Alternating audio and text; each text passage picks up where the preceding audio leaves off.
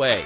Parkview Ortho Express provides same-day orthopedic and sports injury care without referral or appointment, offering diagnostics, x-rays, the region's only body composition DEXA scan right inside of the Sport One Parkview Fieldhouse. Walk in Monday through Thursday, 7 to 7, Friday, 7 to 5, and Saturday, 8 to noon. For more information, go to parkviewsportsmedicine.com/orthoexpress. It's the comets. Comets falling from the sky. Comets falling from the sky. Comets falling from the sky. Comets falling from the sky. Comets falling from the sky. Comets falling from the sky. Comets falling from the sky. Comets falling from the sky. This is the first time I've been able to do this kind of more complete understanding or view of your body. One of the things that's really important about this is that it's kind of legitimizing us as athletes. Parkview Sports Medicine. Game on.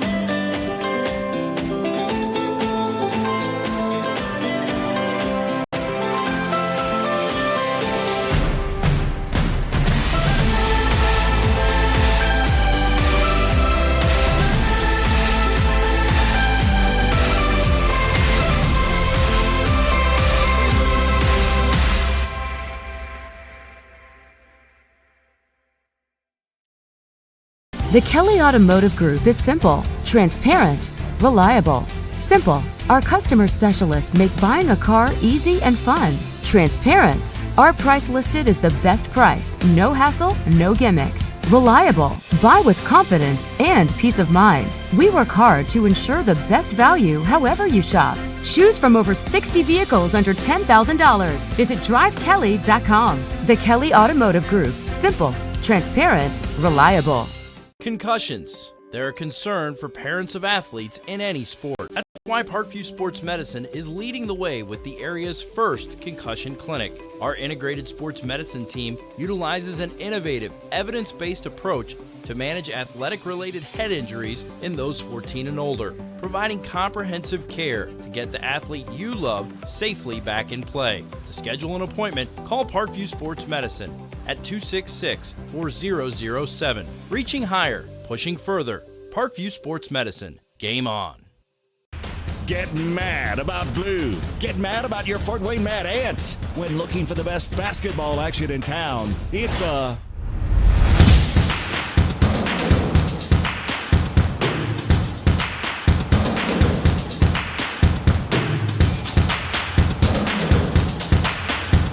Go to FortWayneMadAnts.com for the complete game schedule. See your Fort Wayne Mad Ants in action. Get mad about blue. I chose St. Francis because they made a promise that I would have real-world experience that I could take when I graduated, and they delivered on that promise. For me, the classroom only gets you so far, so they're setting you up with an internship. I had a mentor that they set me up with that was a CEO of a DuPont hospital in Fort Wayne. They offer degrees in accounting, business administration, risk management and insurance, marketing, and finance. You know, they just did a great job of the full circle of not only the education but also the experience. Parkview Sports Medicine, especially since I've been a pro, has been a place where my game has really been able to develop in multiple facets. Injury prevention, maintenance, physical therapy, weightlifting, agility work, all the things that I need to do in order to have an NBA body. This is the place for me to go when I come back home and I need to get a workout in. Always welcome me back with open arms. Parkview Sports Medicine. Game on. Both runners are running, play coming home. From the crucial plays to the highlight of the game to the victory celebration, we are there. Summit City Sports isn't just a business, it's a group of companies investing in the youth of Fort Wayne athletics. It's because of Parkview Sports Medicine, because of Kelly Automotive Group, Indiana Wesleyan University, University of St. Francis, and Big Eye Fish, that we can produce our broadcast viewed by hundreds of thousands in Northeast Indiana. Support Summit City Sports. Become a sponsor. Join our winning team today. Good evening, football fans, and welcome to SAC Football here on Redeemer Radio, 106.3 FM. Tonight, ladies and gentlemen, it is the Bishop Luers Knights hosting the Northside Legends. Before we kick off this contest, let's send it back to the station for an opening prayer. Is there Coach Mike Brevard? Parkview Sports Medicine is an integrated sports medicine team. I mean, I always had my family behind me, I always had my team behind me, but to have staff that wanted the best for me and to get me feeling better the quickest was really reassuring. Parkview Sports Medicine. Game on. The Kelly Automotive Group is simple, transparent, reliable. Simple. Our customer specialists make buying a car easy and fun. Transparent. Our price listed is the best price. No hassle, no gimmicks. Reliable. Buy with confidence and peace of mind. We work hard to ensure the best value however you shop. Choose from over 60 vehicles under $10,000. Visit drivekelly.com. The Kelly Automotive Group. Simple, transparent, reliable.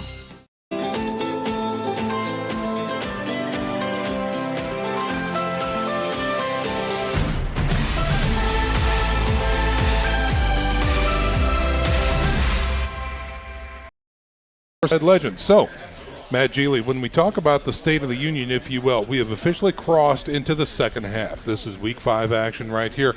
So let's talk about that a little bit. From your take, a look at the SAC, a look at the Bishop Luers Knights, and a look at the Northside Legends. What do you have for us tonight? Well, Sean, good teams win close ball games, and Bishop Luers has won their fair share of those already throughout the year. Back-to-back wins coming in the last seconds of each game.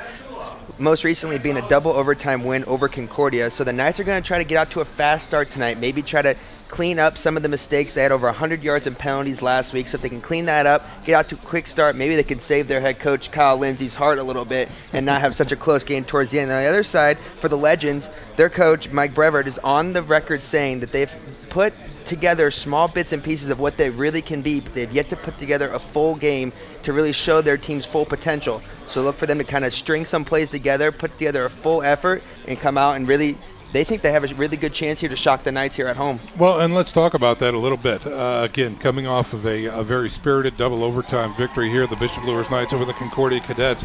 You know, some pundits might say this is a classic trap game, you know, if you will.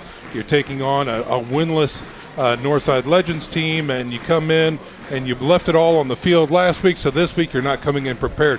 What's your take on that analysis? Yeah, and I completely agree with you. And I asked Coach Causey, the defensive coordinator of the Knights, that before the game. I asked him how their week of practice was. Was there a letdown after such an emotional win over a Class 3A rival that the Knights have? And Coach Causey is saying that, you know, it was a good, clean week of practice, and there's a lot of buzz around right now because it's homecoming night here at Luers Field. So they've had a lot of events all week long getting ready for the big game tonight, which helps kind of keep that momentum and keep that competitive fire up. We are moments away from kickoff. Right now, before we get to the national anthem, which I don't think we will, everyone is standing, so we're going to take some time out here to enjoy the national anthem.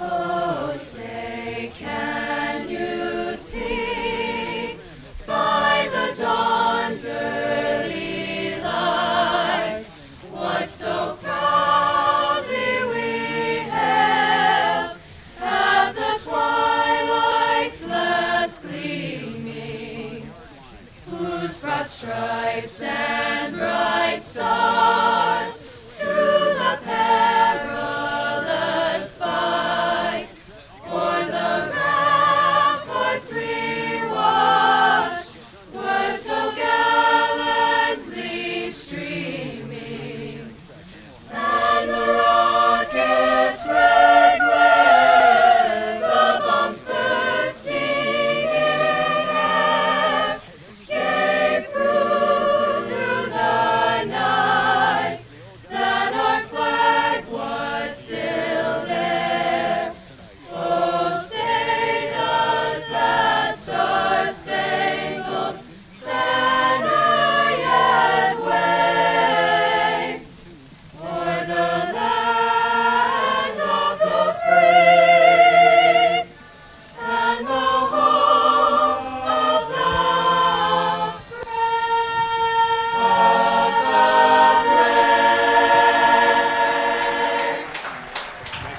Well, ladies and gentlemen, I don't know about you, but that was worth the price of admission right there. The Bishop Luers Show Choir you get a chance to come out to one of their events this year, I would highly recommend it. Back up to you guys. Thanks very much, Nick Gray. Well, we've got some time before things kick off here. We're also going to send it back down on the sidelines to our sideline reporter, Eric Pete, who's got an update on the field conditions and the coin toss. Eric, take it away. Hey, thanks, Sean. Happy to be here as always. We have a wonderful field down here. This is the best I've seen it all season. So we should have no issues whatsoever. Should be a fast track for these teams. As for the coin flip, Bishop Luers has won the toss. They have deferred till the second half. They'll be kicking towards the scoreboard. If I sound like a broken record, that's because they did that in their first and second home games this year as well. And if it ain't broke, don't fix it. We'll see if it plays out for another win for the Knights. Very good. Thanks very much, Eric Pete, for that. We'll check in with Eric throughout the contest here. One notable absence that we kind of have to talk a little bit about, Matt, is a real playmaker for the Bishop Luers Knights. That's Justin Gaston, absent from this contest. And so what does that mean on both sides of the ball? Who's going to have to step up and try to fill some shoes? Well, Justin Gaston does so much for this Knights team that you can't just look at one guy and say, hi, go out there and beat Justin Gaston for me tonight. It's going to take a whole committee. And now we've seen Braden Cowherd's a name that pops out on my sheet. He played running back last week for the first time, and he carried the ball for 66 yards and 2 touchdowns. So he had a great game last week. So look for him to get some more carries to kind of give a change of pace back with Jordan Presley. And then on the outside, you have Denarian Moore, who caught the game-winning touchdown against the Cadets last week in that double overtime game. So look for him and guys like Ben Jennings and Zach Wood to also kind of come into the game and try to give a spark when needed to help the Knights offense move down the field. Redeemer Nation, we would like to thank our game sponsor, Preferred Auto Group, with 2 state-of-the-art service centers. When you want to buy a car the preferred way, come to the Preferred Auto Group, see Jay Leonard and his crew, and they will take excellent care of you. All right, so we are getting ready to launch this game right here. Bishop Luers, again, kicking from the south to the north. That's right to left on your radio dial.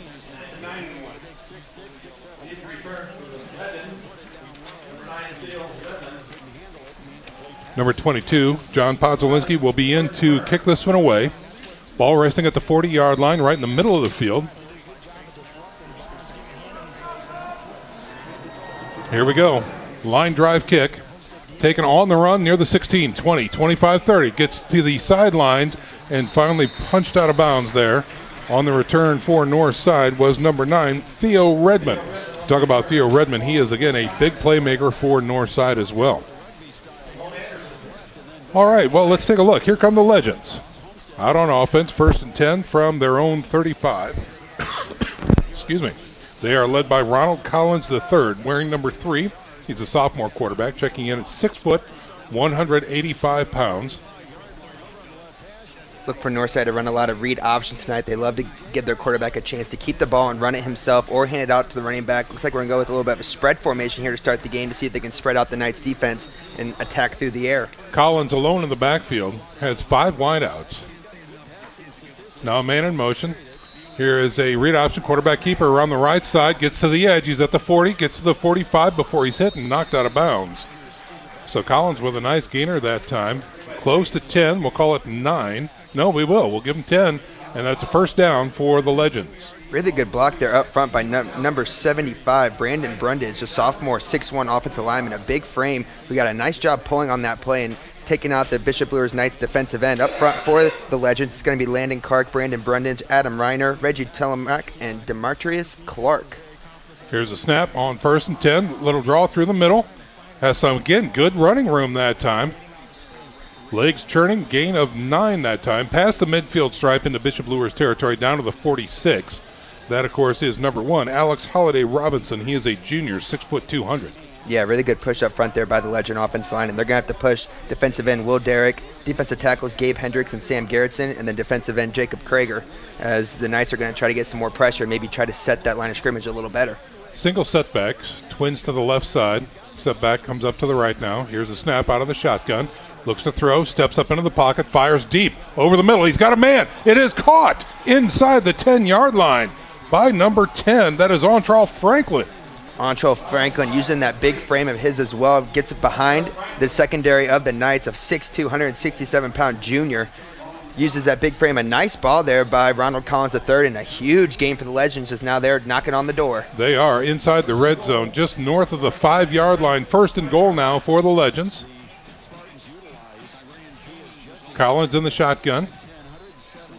Here's a snap. And it is a giver on the right side. Trying to get in is Robinson. Cannot do it. He'll gain 2, maybe 3. Tackle there by Gabe Hendricks and Jacob Krager, and there was a little bit of a hole there. I thought maybe he was going to walk into the end zone, but a nice job there last second by Hendricks and Krager to kind of squeeze the hole and stop him short. Second down and just a couple to go. They reset the line. No real huddle here from Northside. Single setback. Robinson now shifts to the left side. Here's a snap. Read option again through the middle. Looks like he's in. Touchdown, Northside. Nice run up the middle there, and the Knights had at least 3 guys in the backfield, but nobody was able to get to the running back before he got to the second level. Alex Holiday Robinson gets a quick spark for the Legends here early in this game and kind of shocks the Knights here on homecoming with an early score. 65-yard drive there for Northside on their first possession. And 6 points on the board. Let's see if, in fact, they can make it 7.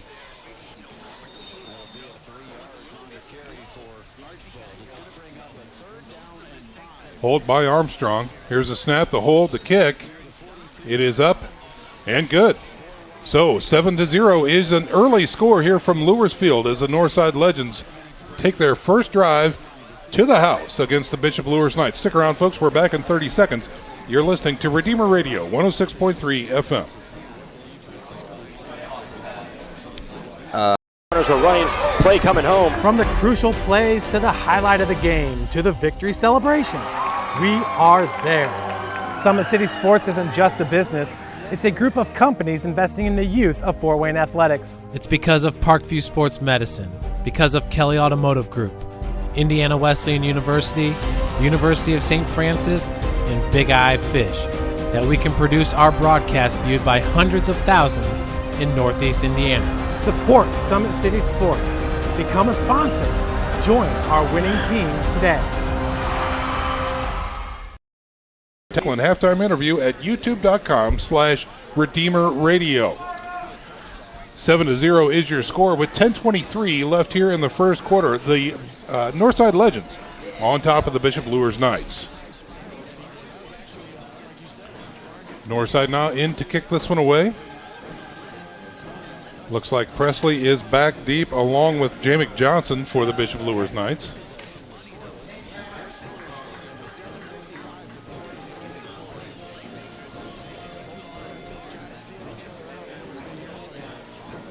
Northside from the 40, getting ready to kick this one away using the left hash mark. Here is the kick, high, end-over-end kick, driving him back into the end zone. No return that time. Great kick that time by number 51. That's Arvante Taylor. Presley with no chance to return that one, and here come the Knights on offense from their own 20-yard line. We will get ready for Norman Kanapke, number 15 and company, to come out for the Bishop Luers Knights and see if they can answer this early score from Northside. Yeah, up front for the Knights, it's going to be the nucleus of Jack Sweeney, Ben Rictanis, Will Derrick, Peter Suloff, and Sam Garrettson start the game here for Luers.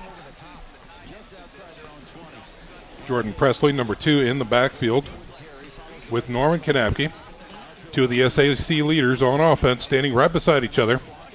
Here's a snap. Again, a read option, and Presley has it around the right side, finds a seam, gets a little north and south into the linebacker core before he's taken down. Good first chunk there on first down for the Knights, and something that Coach Lindsay said he really wants to stress this week, and that's getting the running game going. He kind of put some pressure on the offensive line, saying we have to be able to establish a run if we're going to be able to throw effectively. Gain of 6 brings up 2nd and 4. Quick snap, again, give to Presley through the middle. Tries to break out of one tackle, and he gets smothered by 2 Legends there close to the first down stick. Good spot there if you're a Bishop Luers fan. I think he might just be an inch short from the first down. So, yeah, it is going to be 3rd and just inches as the Knights continue this up-pace offense. Yep, no real huddle here as Kanapke checks the sideline, barks out the call. Twins to the left side. One right behind him is Presley. Here's a snap. Again, give to Presley through the middle, puts his shoulder into it. He has enough for the first down and a little bit more. Nice run there by the SAC leader in rushing on the year. He's able to keep his pad level low and his momentum going forward. That way when he first gets hit, he gets another yard and gets the first down for the Knights as they continue to move the ball. 1st and 10 from the 32-yard line. New formation now for the Bishop Luers Knights. From the shotgun, Kanapke looks to throw on first down. Hitch route. He's got his man. Taking it to the inside. Keeps his feet. Wound down and slung down near the 43-yard line is number 16, Nate Moore. Yeah, Nate Moore with a huge game last week. He had 7 receptions for 156 yards and 3 TDs on the year. He's able to kind of get going here early on as he was the hero who caught the touchdown pass to win the game last week against the Cadets. It's enough for a Bishop Luers first down, 1st and 10 from their own 43-yard line. Kanapke looks to throw again, fires right. Another flats pattern in and out of the hand of Cam Hedgecock. That one incomplete, first one of the night for Norman Kanapke. Yeah, Cameron Hedgecock's a name we're going to be calling all night long down the field as he averages just about 12 yards per reception. He's able to get behind the defense in a lot of situations, but that one just through the hands of him. Ball was a little high, but definitely catchable as it did hit his hands. 2nd and long here for the Knights. Slot right will be Jordan Presley. Yeah, first look here of Cowherd in the backfield for Luers. Hard count, and it draws Northside off. And that's going to be a free 5 yards. See the Knights do this sometimes on offense when they do this no huddle. They go fast, fast, fast, and then they do a fake hard count, trying to get a look at see what the defense is going to do and also see if they can draw somebody off sides, and it works that time. So now 2nd and long becomes 2nd and manageable. Looking at that nose tackle for Northside. Takes up a lot of real estate. Adam Reiner, 6'1", 350. Call that a 2-gap player. Somebody who's going to take 2.5. Yeah, exactly. All right, 2nd and 5 now for the Knights. Here's a snap, give to Presley. Tries to dance his way through the line. Big push, still on his feet. Whistle stops in Northside territory at the 49. Pretty good job there up front by Northside, able to kind of maintain the first surge by the Luers offensive line and keep the Knights and Cowherd short of the first down. So now with 3rd and short, another 3rd and short situation. Let's see what the Knights do. Call it 2 yards to go as they flood the right side with receivers. Single setback is going to be Braden Cowherd. He's going to be offset to the left. And now we've got a flag coming out, and it looks like delay of game. It is a delay game against Bishop Luers. Boy, that wound quickly. Yeah, the Knights sideline looks extremely confused as it almost makes you wonder when, that was a long play where the Knights were pushing there at the end. It makes you wonder when that play clock was set there. Yeah. But nonetheless, 3rd and long now. 3rd and 7 now for the Bishop Luers Knights. They were facing 3rd and 2. Here's a snap. Look to throw. Screen. Right side. Presley's got it. He's got a lane. And he will not get to the first down marker. He gets back out to the 50. And he gets the penalty yardage back, and that's about it. Phenomenal open field tackle there by Jalen Harris of the Legends. It's very hard to contain Jordan Presley one-on-one in open field. He was able to make a nice shot towards the legs and able to take him down short of that first down marker. It looks like the Knights are going to have to punt. Ben Jennings, number 10, standing back there for the Bishop Luers Knights. And it looks like back deep will be Jalen Harris for the Legends. Jennings will launch this from about the 40. Gets his leg into it. High, short kick. And it's going to take, a north side bounce, trickling up near the 40, and is going to be covered right at the 40-yard line. So a short field coming up for the Northside Legends. And, hey, they're up 7-0, and now they've got the ball back, Matt, here in the first quarter. Talk about the exact thing that head coach Mike Brevard wanted his team to come in here and do, and that's to shock them early and often. And with the 7-0 lead, good start here for the Legends. What do you have for us, Eric Pete? Well, to go along with what Matt just said, I mean, this is a team that if you're Luers, you don't want to let them hang around in this game. If you're Luers, you want to take care of business. That's what good teams can do. They put teams away when they should, and this is a game they should win, guys. There you go. Here's a quick give through the inside. Being very patient back there is the runner, Holiday Robinson.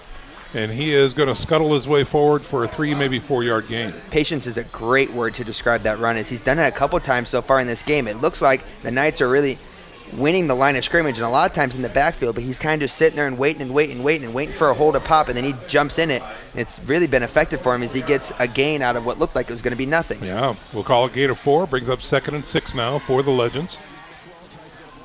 Ball resting at their own 44-yard line. Here's a snap, alone in the backfield. He throws it out to the flats, nobody home, and incomplete that time. Good coverage there on the outside by the Knights. Number 3, Jay McJohnson, as he was able to kind of stick with the wide receiver of the Legends, and now the first third and long situation we've seen Northside in today. Let's see if they go back to the run or see if they air it out again. 7-0 is your first quarter score here. The Legends on top of Bishop Luers. Northside facing a 3rd and 6 now from their own 44-yard line. Need to get out the midfield stripe. Collins alone in the backfield, hard count, and they draw Bishop Luers off. This is something that we saw last week for the Knights that kind of hurt them a little bit, and they kind of started beating themselves, and that's the penalties. They had over 100 yards in penalties last week. This is another tough one because it takes a 3rd and long situation. Now it's only 3rd and 1, and the Legend playbook just gets much bigger as now you really can do whatever you want. You betcha. Let's see what they do here on 3rd and 1. Looking over to the sidelines is Collins. Talking it over with Holiday Robinson, who's going to be slot right. Collins alone in the backfield. Blitz showing. Here's a give to Robinson on the jet sweep. He's hit in the backfield and will not get it. He gets hit in the backfield. That's a nice tackle for loss for Bishop Luers. Interesting play design there by the Legends as we saw their wide receivers going out for like they were going out for a pass, which keeps you from blocking on the outside. And when that happens, you can have players get in the backfield right away. And that's exactly what Kamari Harris did for the Knights as he was in the backfield right when the ball was snapped, and he was just kind of sitting there waiting on him. A huge stop, and the Legends looks like maybe they're going to go for it. Yeah, I think so. On loss of 2, brings up a 4th and 3 near midfield. Will they try the hard count again? Let's see what happens. Here's a snap. Read option, looks to throw, dumps it. He's got the first down and more. Out of the backfield is number 45, Preston McElroy, with a big first down for Northside. After what I was trying to describe as maybe a questionable play call, that was a beautiful play design by the Legends as they were able to fake the handoff and everybody kind of sucked into the middle. Then he just kind of popped it over the top to a wide open Preston McElroy. First down Legends, and now they cross midfield. That they do. Ball now at the Bishop Luers 41-yard line. From the shotgun. Here's a snap. Give to the tailback through the middle. He's hit at the line of scrimmage. Falling forward is Robinson for a short gain. Tackle there by Jacob Krager of the Knights. Does a nice job kind of staying home and staying patient, just sitting there and waiting. Seems like the outside for the Knights are just getting in the backfield on their own without being blocked. So now it's a matter of trying to tackle them as soon as they can. Looks like we have Jack Sweeney coming in on the defensive line to try to help up the middle. Just over 5 minutes to go here in the first quarter. Northside 7, Bishop Luers 0. Northside driving. Here's a snap on 2nd and long. Play action. Throw to the flats. Tipped and incomplete. No, Ontrell Franklin had a grab at it, but the ball had already hit the ground and incomplete. Yeah, I think that's a name we're going to be calling quite often is both Franklin and number 11 for the Legends. Jordan Turner had a shot at catching that football, and both guys were wide open, so maybe you need to see a little bit more pressure there by the defensive backs of the Knights, 3rd and long. Yeah, Collins would have brought that ball down maybe a foot, then that probably would have been a reception. All right, 3rd and long here for Northside. Collins in the shotgun. He's got the ball. Play action. Roll to the right. Quarterback keeper back through the middle. To the left now. He's got the 1st and more. Into the linebacker court. Racing down the field. Out of bounds. Inside the red zone. This is where Ronald Collins III can really show his skill set. He looked downfield for maybe a second, but then he saw the running lane right up the middle right away, and he took off running. He trusted those legs, and he gets a huge chunk gain for the Legends. And now just like that, right back inside the red zone. They place the ball at the 15-yard line. So a nice run that time by Collins. Brings up a 1st and 10 off the 23-yard run. Here's a snap. Draw through the middle. Robinson, again, falling forward into the linebacker core. Gets close to the 10, maybe at the 11-yard line, so we'll call that a gain of 4. 21st tackle of the year for Allen Jackson. He had 3 solo and 4 assist tackles last week. A huge player for the Knights in that defensive back unit. Makes a nice stop there. 2nd and long coming up. Awaiting the snap is Collins. Here it is. Pitch. No, he decides to keep it through the middle. Oh, he gets stuck, stood up, and pushed back. He did get some positive yards inside the 10, down to about the 7, it looks like. Huge hit there by another linebacker of the Knights, Nick Burkmeyer. Nick Burkmeyer had the biggest play for the Knights last week. He had an interception for 43 yards that he took back for a touchdown. He also had 5 tackles, 4 assists in that game. So a nice play there to keep the Legends short of 1st down here, 3rd and short. 3rd and 2 now for the Legends. Ball resting at the Bishop Luers 7-yard line. And another hard count draws the Luers defense offsides.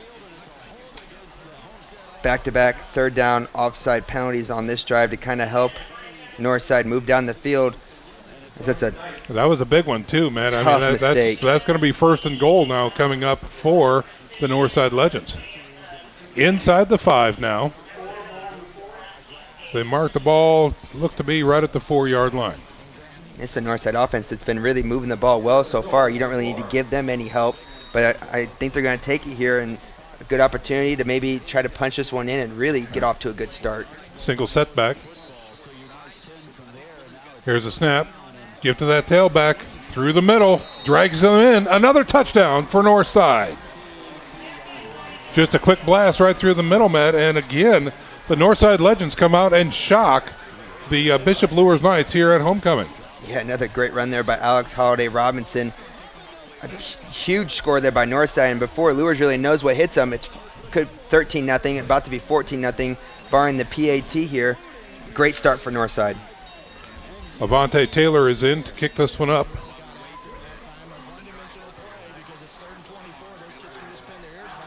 The hold is good. The kick is up, and it is good. 14-0 is your first quarter score. 3:23 remaining here in Q1.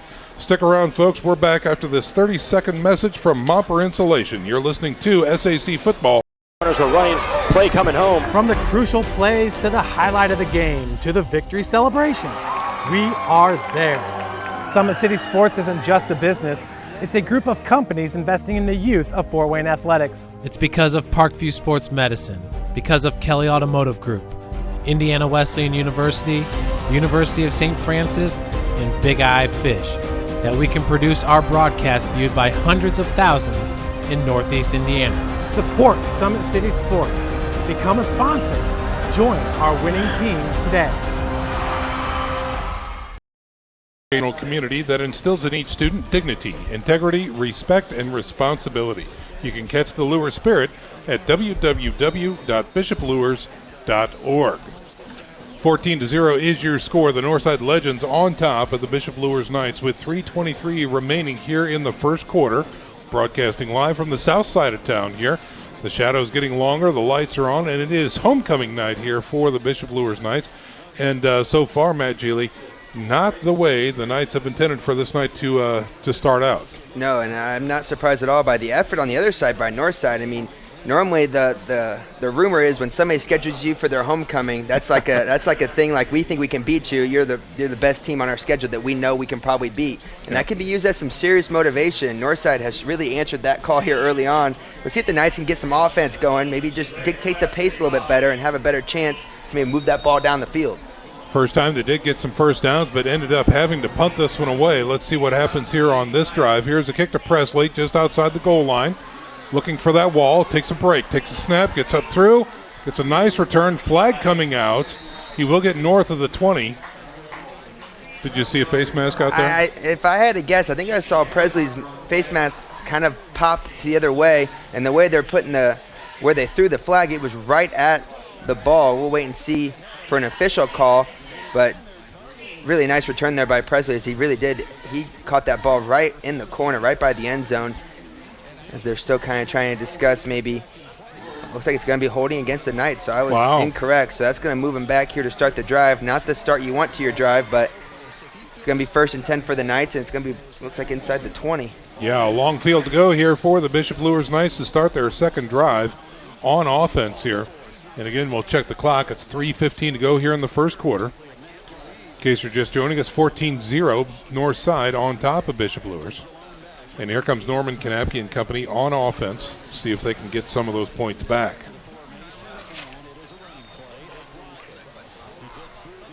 Kanapke will be in the shotgun. Man in motion. Here's a snap. And it's a draw the other side. And taking that is number 5, I believe, is the ball carrier for Bishop Luers. He's going to get north of the 10 out to close to the 12. That was Braden Coward on the run. Yeah, good run there by Coward. This is the second game of action this year at running back. He had a really huge game last week for Luers as they try to do a little bit of a change of pace back now. Gain of 2 brings up a 2nd and 8 for Bishop Luers. Here's a snap. He looks to throw on second, going to the far side of the field, in line and incomplete, off of the hands of Cam Hedgecock. Good coverage there by the Legends, and that was number 21, Denarian White, the sophomore defensive back, was with Denarian Moore all the way down the field and was able to, not with Denarian Moore, with number 12 for the Knights, which is Cameron Hedgecock. Nice coverage there on the outside. 3rd and long for Luers. A huge opportunity here to get a first down and try to keep the drive alive and keep their defense, get them a rest on the sidelines. They need 8 yards. The ball is on the 12-yard line. Here's Kanapke in the shotgun. Here's the snap. Looks to throw. Looking. Has time. Throws over the middle. Crossing route. Breaks a tackle. Flag. No, he's still on the field. That's Presley. We do have a flag near the middle of the field, though. He's got more than enough for the first down. Will it stand is the question. Interesting spot for that flag to be thrown, as it's about 4 to 5 yards down the field, which makes me think maybe it was illegal man downfield. Looks like we're going to have offensive pass interference is the call. Not something that you see very often in high school. As Jordan Presley did have some separation there, so maybe they're thinking that he pushed off as he came across the field. When you have somebody like Cowherd in your backfield, it gives you a chance to get Presley on the outside and give him some space to work. Wow. So this drive is not what the Bishop Luers Knights was expecting. 2 critical penalties here on this drive. It's going to be 3rd and really long now for Luers. Yeah. Another chance here to pick it up, though, as there were some guys open down the field, and see if they go back to that passing game and see if they can find another guy to get open. The ball is just north of the 5-yard line now. Looks to be about 3rd and 15 coming up for the Bishop Luers Knights, maybe 16. Here is the snap in his own end zone. Kanapke fires over the middle, and it is caught by Presley. He's got the first down, spins out of 1 tackle, dragging tacklers with him close to the 40.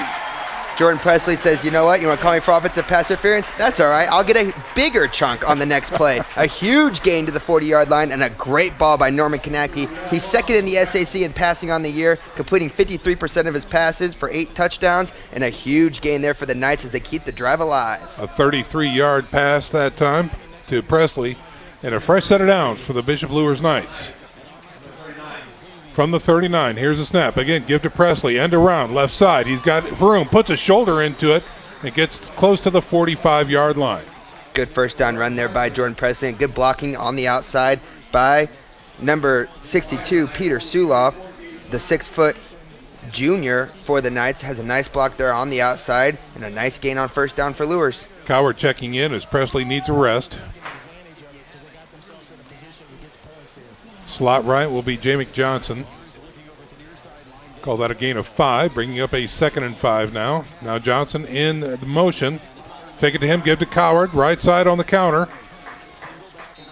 Gets back to the line of scrimmage, maybe 1 or 2 north of the 45. This defensive line of the Legends is doing a really good job getting off the ball and kind of maintaining the line of scrimmage and giving their linebackers all a chance to kind of fill the holes. That's defensive front. You really want to try to absorb as many blockers as you can to let your linebackers flow freely, and right now Northside's able to do that, and it's really hurting the Knights running game. 3rd and a long 3 here for Bishop Luers, just north of the 45-yard line. Here's a snap. Kanapke throws to the flats. He's got his man. That's Cam Hedgecock. Breaks a tackle, taking it north and south. Breaks another tackle. Has a blocker inside the 25 and gets taken down inside the north side red zone. Nice pass, nice gain there by the Knights, as the passing game really has been working for them these last couple games. It's been their bread and butter, and there's a little bit of a cushion there by the Legends, and it gives the Knights a chance to do something in the open field. And when that happens, watch out, as they're now well into Northside territory. Just inside the red zone at the 19-yard line with a fresh set of downs for Bishop Luers. And now we've got a timeout on the field, so we're going to go ahead and step out for a little 30-second break here as well. 14-0 is your score. Northside on top of Bishop Luers, but Luers is driving. Stick around, folks. This is SAC football on Redeemer Radio, 106.3 FM. Runners are running, play coming home. From the crucial plays to the highlight of the game to the victory celebration, we are there. Summit City Sports isn't just a business.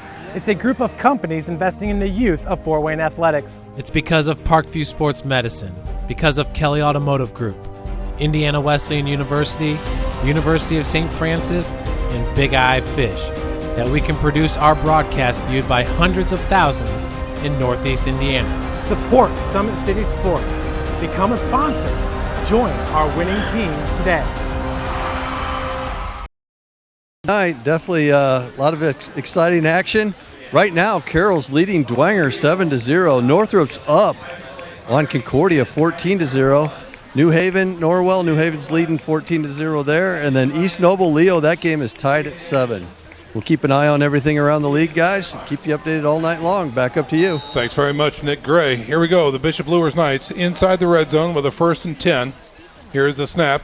Quick give around the edge is Presley trying to get north and south. And it looks like a face mask, but no call there from what I could see. And let's see where. They're going to drop him near the 16, maybe the 17-yard line. Good hard run there by Presley on the outside. And you're right, it was a high tackle, and you saw his kind of head jerk backwards, which normally indicates that there's going to be a face mask penalty. Nonetheless, just a short game for the Knights here on 1st down, so now we got 2nd and long. Here comes 2nd and 8. Kanapke in the shotgun. Here's the snap. He looks to throw. Screen. He's got his man. That's Presley out of the backfield. Breaks a tackle. Spins out of another inside the 10-yard line. And that might be enough for a Luers 1st down. Good play design and good fake there by Norman Kanapke as he looked right and kind of stared down a wide receiver to give Presley a chance to get out on the screen and get behind the wall of big nucleus Knights up front. 3rd and short here. No. This should be a 1st down. The ball was at the 19, and it's clearly at the 8-yard line. Yeah, you see one chain trying to move and the other one not moving anywhere, so they're going to try to figure this out here real quick. Yeah, it should be 1st and goal from the 8. And it is. Okay. You know, if I can see this. Yeah. 8.6 seconds remaining here in the 1st quarter. Luers threatening to score. They wind the clock on 1st and goal from the 8. Here's a snap. Quick give through the middle. Oh, Kanapke decides to keep it around the side on the right. Gets down about the 5-yard line. And that's going to do it for your 1st quarter, ladies and gentlemen. When we come back, the Bishop Luers Knights are threatening with a 2nd and goal from the 5-yard line. Stick around. We're back in 30 seconds after this message from Spirion Staffing. This is SAC Football on Redeemer Radio 106.3 FM. Runners are running, play coming home. From the crucial plays to the highlight of the game to the victory celebration, we are there. Summit City Sports isn't just a business. It's a group of companies investing in the youth of Fort Wayne athletics. It's because of Parkview Sports Medicine, because of Kelly Automotive Group, Indiana Wesleyan University, University of St. Francis, and Big Eye Fish, that we can produce our broadcast viewed by hundreds of thousands in Northeast Indiana. Support Summit City Sports. Become a sponsor. Join our winning team today. Northside on top of the Bishop Luers Knights. Let's send it down to the sidelines with Eric Pete. Well, thank you, Sean. I know this game we expected a lot of scoring, especially on the part of the Luers Knights. Not necessarily this kind of scoring offense out of Legends. 14 points in the 1st quarter. This Legends offense has only scored 30 points on the season coming into today. They've never scored more than 1 touchdown in a game. They put 2 on the board in the 1st quarter. So this Legends offense, this Legends team getting some confidence. We'll see if Luers can counter with a score here. They came to play. Here comes Bishop Luers on 2nd and goal now to start the 2nd quarter. Ball is basically right at the 5-yard line. From the shotgun is Kanapke. Here is a snap. Play action, guns it into the end zone, in and out of the hands of his intended receiver that time. That is Nate Moore. Had to go low to get it, Matt, but could not come up with it. Yeah, Kanapke knew that was one of the only spots he could put that ball where he knew that only Nate Moore could get, as there was a rifle and just off the hands of Moore. Kanapke normally good with a high completion percentage, a tough one there. So now 3rd and goal here. Here's the 12th play of the drive. You need to cap this off with a touchdown if you're a Bishop Luers Knights fan. 3rd and goal just outside the 5. A little high snap, end around, he's got it. That is Coward on the carry, gets into the end zone. No, I think he was just shy. They're going to mark him down at the 1-yard line.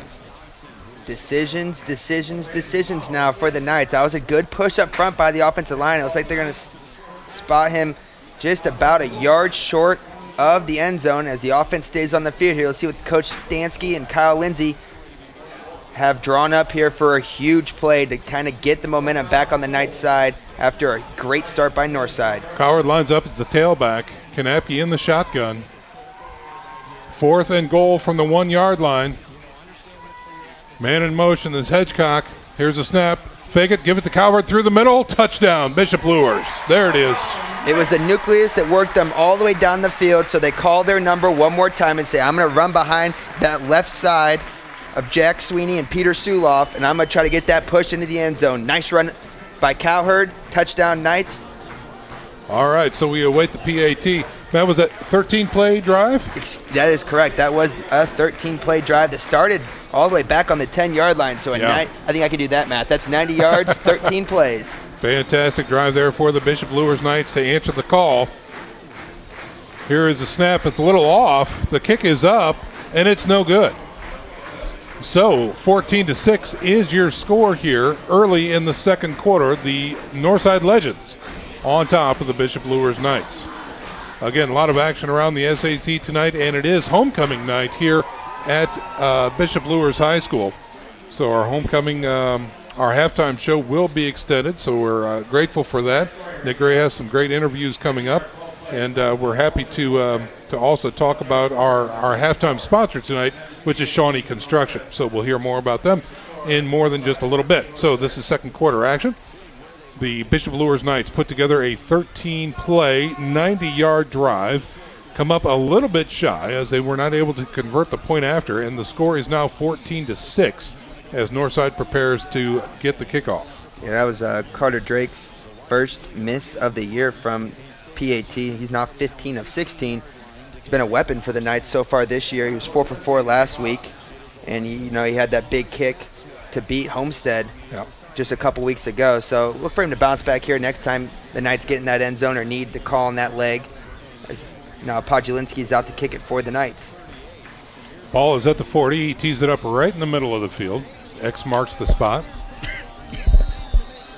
Kicking left to right on your radio dial. 2 men back deep for Northside. End over end kick. A little short, taking her about the 13-yard line, looking for some room through the middle. Has some room. Gets past, gets stuck near the 40-yard line and driven back. Forward progress is going to be very close to the 40-yard line. Nice return that time. Yeah, so let's see. I believe, trying to get a return man there, I believe that was Theo Redmond, number 9, on the return. That was a good return by Redmond, and this Legend offense has been firing all cylinders to start the game, and another great field position. They've had good field position all 3 drives so far. A good return on the first one, a short punt by the Knights, and now a good return on the third one. See if they can keep it going. It is their third drive. They're up 14-6. Let's see what the Legends can do. Look to be in pass protection here on first down, and they're going to throw the fade out to the left side. Great coverage out there and incomplete.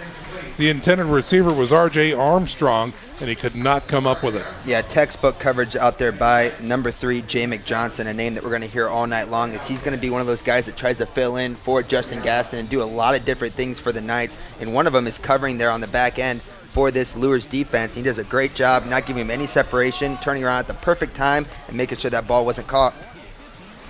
Here come the Legends, again on 2nd and 10, led by Collins, the sophomore quarterback. Little high snap, hands it off through the middle. He's off to the races. He's got no one to beat. Green Acres for Robinson as he is going to streak down and score a Northside touchdown. 60-yard score for Alex Holiday Robinson for the Legends. And the place goes quiet on the Knights sidelines as the Legends continue to have their way on the offensive end. It's either big chunk passing, it's either big chunk running, and now it gets real for the Knights as another score goes on the board, 3 for 3. Wow. All right, so we're going to check on this PAT. Then we've got to go down to, downstairs and check in with Eric Pete as well. Number 51, Arvante Taylor, is in to kick this one. Snap is a little low. They get the hold down. The kick is up, and it's good. 21-6 is your score with 10:47 remaining here in the first half. Let's check in with Eric Pete. Well, thanks, Sean. As we are speaking, Jordan Presley is sitting on the Luers sideline. He's on a bench. He finally just did put his helmet back on. But during that drive, the Luers coaches were kind of doing the finger test with him, making sure he can follow his finger. I'm not sure if there was a big hit there that he absorbed, but that obviously would be a huge blow. He is now up with his helmet on and walking around, so hopefully Presley can re-enter the ballgame. All right. Again, the Bishop Luers Knights facing some adversity this game anyway with the loss of Justin Gaston. And again, if one of the SAC leaders is not coming back in, Bishop Luers is now going to be doubly hurt. Yeah, he looks to be active and ready to roll, so I expect him to be out there to start this drive, but he's not going to be back there to return this kick here. No. So he's going to have a little bit of a different look for the Knights, as it looks like Denarian Moore is going to head back there with Jay McJohnson to take his spot.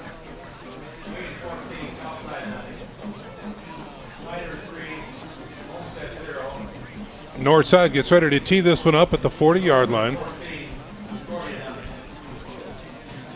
Just offset from center near the right hash mark. As Taylor will put his leg into it. Kicking right to left on your radio dial. Here's the kick, more of a line drive spiral. Takes a nice hop and will be returned by Bishop Luers past the 20, past the 30, gets out close to the 37-yard line. Is number 3 for Northside. That's Jay McJohnson. Nice return there by Jay McJohnson, and gives the Knights pretty good field position here to start the drive. Last drive, they didn't have great field position, but they're able to go right down the field and score, doing a good mix of running and passing. As it looks like Jordan Presley is going to check in the game here, so no worries there for the Bishop Luers Knights, as they have their full unit out there ready to roll here to start. 21-6 is your second quarter score. Northside over Bishop Luers. Working off the right hash mark, moving left to right on your radio dial. Kanapke in the shotgun. Man in motion is Johnson. Pitch to him, jet sweep, left side, looking for some room. Gets stuck and dropped. He will get north of the line of scrimmage a little bit, but not much at all. Trying to get a number there for the Legends, because that was a huge hit. Almost knocked the ball loose, and it was number 42, Quincy Moore, on the tackle. A nice hit after what looked like Johnson had some room to run, and then out of nowhere, he got hit really hard. So second and long here for the Knights as they're pushed back a little bit. Yeah, it does look they're going to mark it a tackle for loss, bringing up a 2nd and 11 now for the Bishop Luers Knights. And now we've got a timeout on the field called by Bishop Luers. Coach Lindsay takes the timeout there to have a word with his offense, as there's a little bit of confusion on who should be lining up where, so he burns one of his timeouts here to start the second quarter. We'll burn another timeout as well. Stick around, folks. We've got a 30-second message coming up from St. Joe Barbershop. Runners are running, play coming home. From the crucial plays to the highlight of the game to the victory celebration, we are there. Summit City Sports isn't just a business, it's a group of companies investing in the youth of Fort Wayne athletics. It's because of Parkview Sports Medicine, because of Kelly Automotive Group, Indiana Wesleyan University, University of St. Francis, and Big Eye Fish, that we can produce our broadcast viewed by hundreds of thousands in Northeast Indiana. Support Summit City Sports. Become a sponsor. Join our winning team today. Coming night, but right now it is the Northside Legends in command and control of this game. 21-6 is your score with 10:07 remaining here in the first half. The Knights are facing a 2nd and 11 now. Here is the snap to Kanapke. Play action, rolling, throwing into the flats. He's got his man. That's caught, and that will be enough for a first down close to the midfield stripe. Good catch there by Denarian Moore. Up to now 9 catches on the year and well over 175 yards. He already has 3 touchdowns with 52 yards per game. So he's a weapon on the outside for the Knights. And really the passing game has been there all night long, and there's been open guys going down the field too. I don't expect that to change, and the Knights to continue to air it out with Kanapke at quarterback. He'll be in the shotgun with a single setback. That's Presley.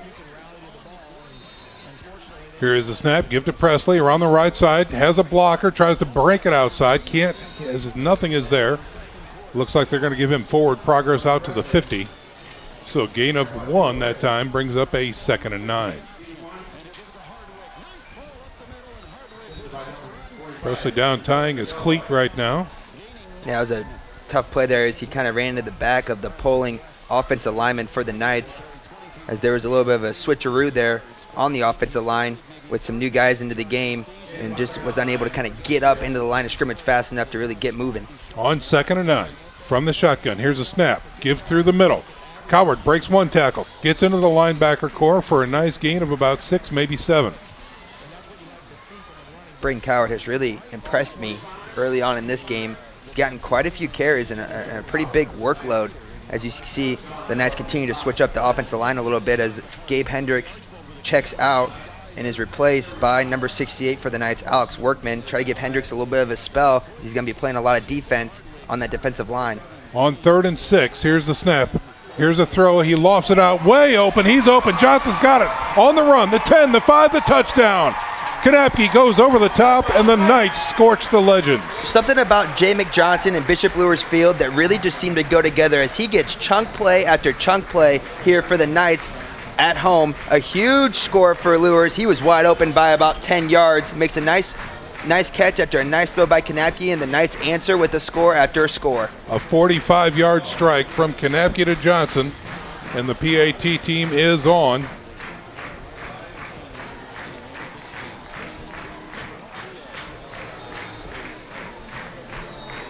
They blow the whistle. We've got. We're waiting for another Knight to come out to protect the other edge. Plenty of time here. Here's a snap. Again, a little off center. The kick is up, and this one is good. So good job by Josh Dippold to get that ball back around and set nicely. And the kick is good. So we've got a score of 21-13 with 8:46 remaining here in the first half. We're stepping out for a 30-second break. You're listening to SAC Football on Redeemer Radio, 106.3. Runners are running, play coming home. From the crucial plays to the highlight of the game to the victory celebration, we are there. Summit City Sports isn't just a business, it's a group of companies investing in the youth of Fort Wayne athletics. It's because of Parkview Sports Medicine, because of Kelly Automotive Group, Indiana Wesleyan University, University of St. Francis, and Big Eye Fish, that we can produce our broadcast viewed by hundreds of thousands in Northeast Indiana. Support Summit City Sports. Become a sponsor. Join our winning team today. Icing on it puts the Bishop Luers Knights within striking distance. 21-13 is now your score. Northside on top with 8:46 to go here in the first half. Welcome back into Luers Field, ladies and gentlemen. Sean McBride here, joined by Matt Geely up in the box.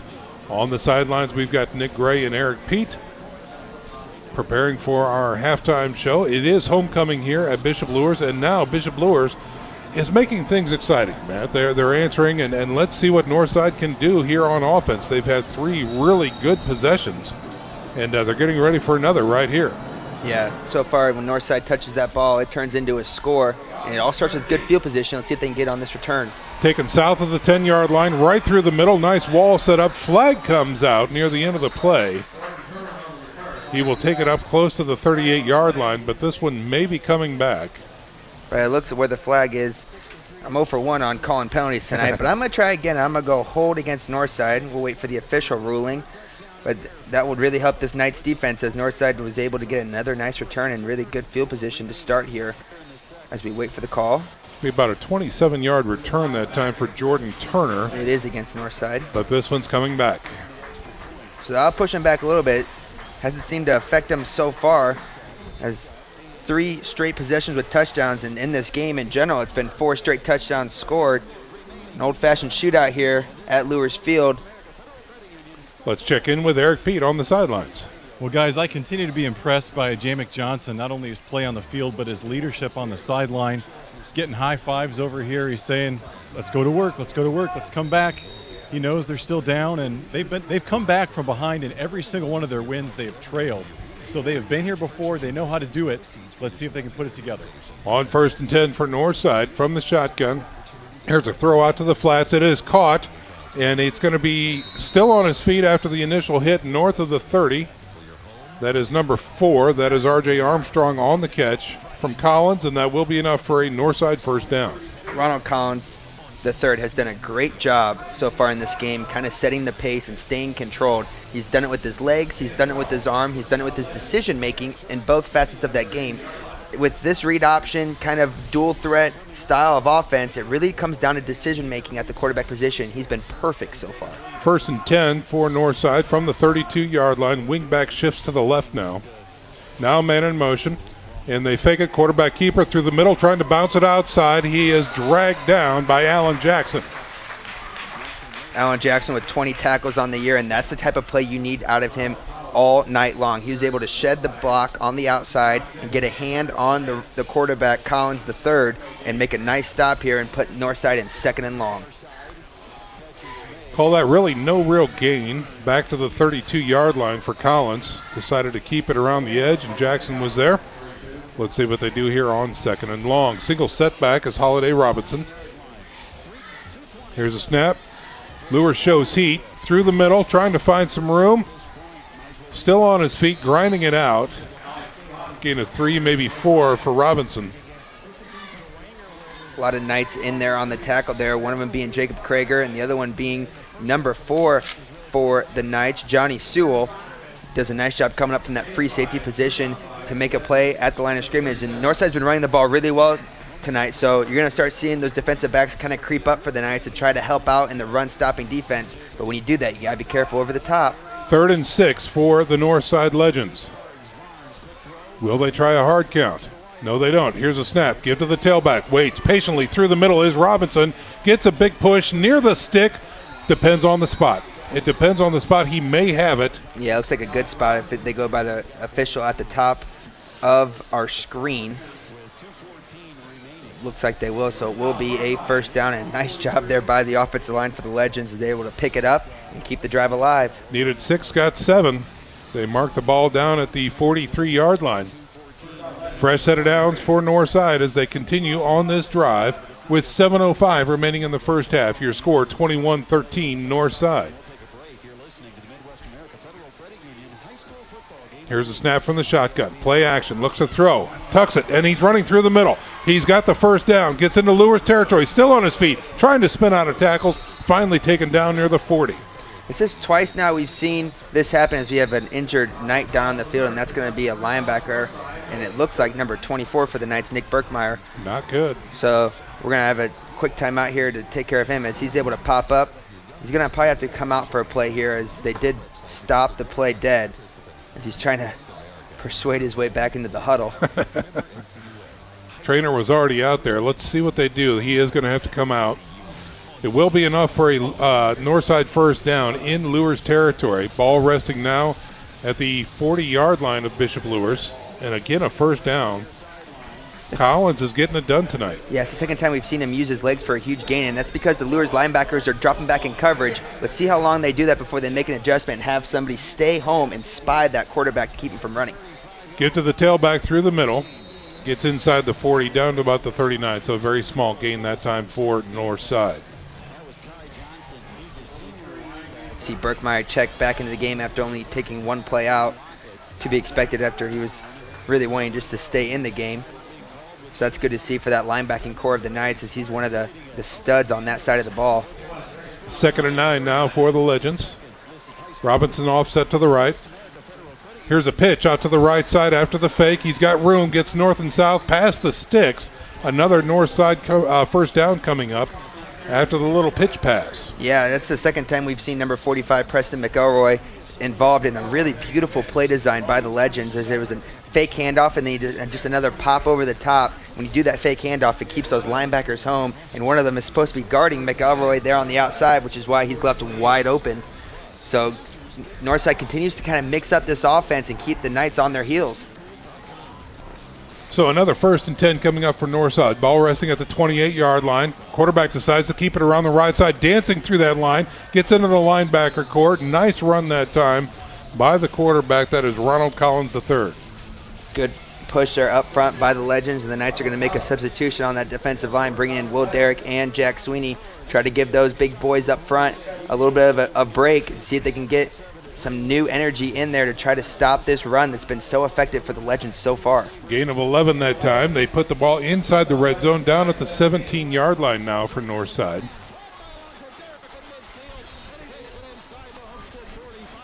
Collins looks to throw on first down, checks off, rolls. He's got a man, and it is incomplete that time.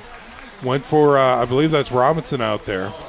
Great substitution there by Coach Crosby on the defensive line as Will Derrick, right after I say he enters the game, has a really good QB hurry, able to get in the backfield and kind of rush that throw. That's the first time we've seen Collins III have to throw the ball before he really wanted to, and success happens after a good play. Incomplete pass, and now 2nd and long. They stop the clock at 5:38. 2nd and 10 coming up for the Legends. Robinson offset to the right. They give the ball to him. No. Quarterback decides to keep it. Another pitch pass Out to the flats this time. Will he have enough for a first down? As again we see Preston McElroy with a catch that time, moving the ball marker down the field, deeper into Luers territory, and it will be a Northside first down. Yeah, if it's not broke, don't fix it. We've seen that play 3 times now, and each time it's worked for a nice chunk of yards. It's their bread and butter, and they're going to continue to do it until the Knights can show they can stop it. First down, well inside the red zone. Yeah, first and goal now for Northside here. Here's a little low snap. Give to Robinson. Tries to break it out to the outside right. He does find some room. Gets north and south. It's like a flag down, too, on that far end. Right where the tackle was made. If it's anything against the Knights, it really won't be that much of a difference, except for the down. Looks like he got down to about the 2, maybe the 3-yard line. But there is a flag on the play, so let's see what happens here. They're on the far side of the field. Here comes the white hat.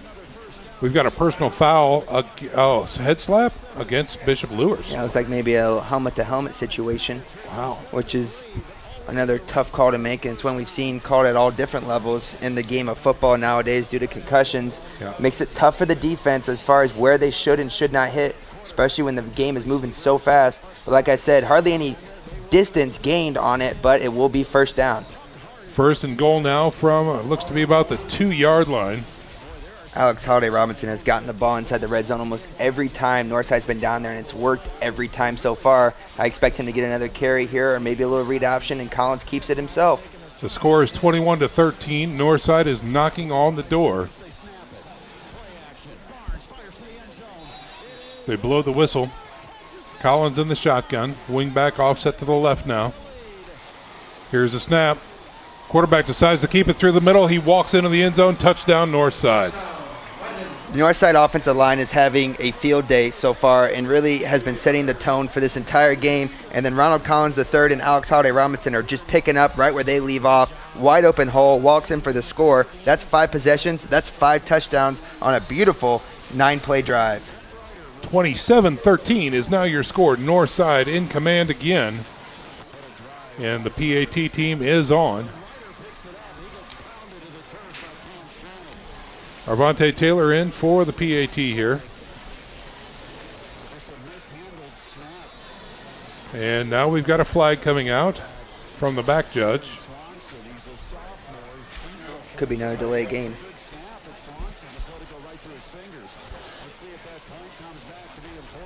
Awaiting the call. False start. It is a false start against Northside, so they'll back up 5 and try it from there. So far, Arvante Taylor, their kicker for the Legends, has shown no shortage of distance on these extra points, so I don't know how much this is really going to affect him. This will be a 25-yard chip from the middle of the field. Snap is good. Hold is good. The kick is up. Plenty of distance, and it is good. 28-13 is your score with 5:19 remaining here in the first half. It is the Northside Legends over the Bishop Luers Knights. Stick around, folks. We're back in 30. You're listening to SAC Football on Redeemer Radio, 106.3. Runners are running. Play coming home. From the crucial plays to the highlight of the game to the victory celebration, we are there. Summit City Sports isn't just a business. It's a group of companies investing in the youth of Fort Wayne athletics. It's because of Parkview Sports Medicine, because of Kelly Automotive Group, Indiana Wesleyan University, University of St. Francis, and Big Eye Fish, that we can produce our broadcast viewed by hundreds of thousands in Northeast Indiana. Support Summit City Sports. Become a sponsor. Join our winning team today. Knights sitting at 13 with 5:08 remaining here in the first half. Let's check in on our sideline reporter, Eric Pete.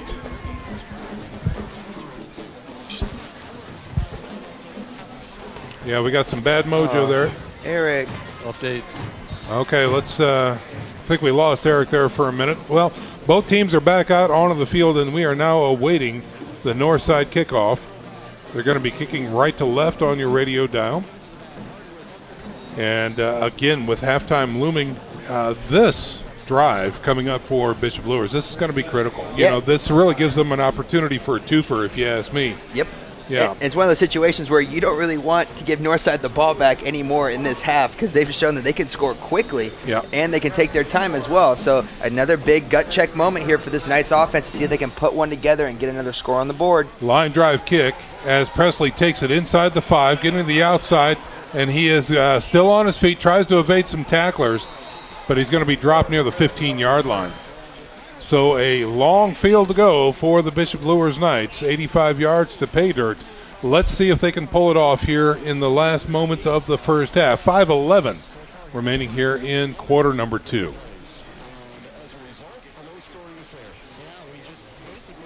Here comes Kanapke, number 15, the senior quarterback. Coach Stansky, the offensive coordinator for the Knights, has shown really good play design in the passing game, and with short clock here, I expect Kanapke to air this out very often. As you got Presley at the top of your screen in the slot, he's shown to be a weapon in the receiving game. Here's a snap. Give to the tailback through the middle. Grinding it is Coward, number 5. He will get north of the 20, close to the 25. Good first down run there by Cowherd. Gets the Knights in second and short, and coming down towards the end of the half, look for the Knights to continue to this up-pace, no-huddle offense. 2nd and 2 to go here for the Knights after the 8-yard Coward run. Again, give to Coward through the backfield. Plows his way forward for a first down, north of the 25, out to about the 27. Good run there on second down. Should be enough for a first down as they move the chains. They wind the clock. Wouldn't say there's a sense of urgency so far for the Knights on this offensive drive, as they seem to be taking their time and know that the more time they take off the clock keeps that Northside offense on the sideline. That's right, plenty of time left. Kanapke in the shotgun. Here's a snap. Looks to throw on first down, looking deep, firing. He's got a man and over the head of Cam Hedgecock that time. Yeah, Hedgecock had maybe half a step on the defender, and he had inside position. That was a ball that kind of just sailed over his head a little bit by Kanapke. So they take a shot on first down. Comes up short, and now they have to try to get back to finding something that works. 4:15 remaining here in the first half.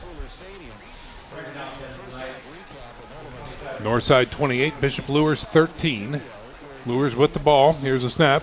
Get to the tailback on the counter through the middle. Now breaking it outside. Dragging a tackler with him is Coward, number 5. Another great run there by Coward. He's had a really strong first half for the Knights, and good blocking there on the right side by Sam Garrettson and Will Derrick. Will Derrick leading the team in pancake blocks on the year, and he's shown on both sides of the ball all season long that he can be a difference maker for the Knights on that offensive and defensive lines. They're going to continue to run behind him as he tries to pave the way here down the field. 10-yard gain for Coward that time. Brings up a 1st and 10 now for the Knights out at the 38-yard line. Here's a snap. Get to the tailback. Little blast through the middle. Taking tacklers down to the 40. We'll call that a gain of 2. Really good adjustment there by Northside as they bring their linebackers downfield really, really quick, meaning as soon as that ball was snapped, they were moving forward and trying to get to that line of scrimmage. LaShawn Miller there for the tackle for the Legends. 2nd and about 7 now for the Knights. Twins to the right, twins to the left, and a single setback. Here's the snap. He looks to throw, throws to the flats. He's got his man trying to get out of a tackle. He does get out of one, gets to the sidelines, and he's going to be stopped right at the midfield stripe. That is number 16 for the Bishop Luers Knights, and that is Denarian Moore. Yeah, and it looks like we have a player down here at the Knights sideline. It is a legend.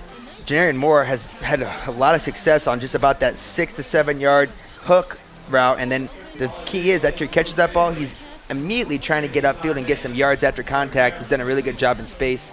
As you see, number 2 for the Legends get up rather quickly, Jalen Harris, as he jogs off the field, so he looks to be okay.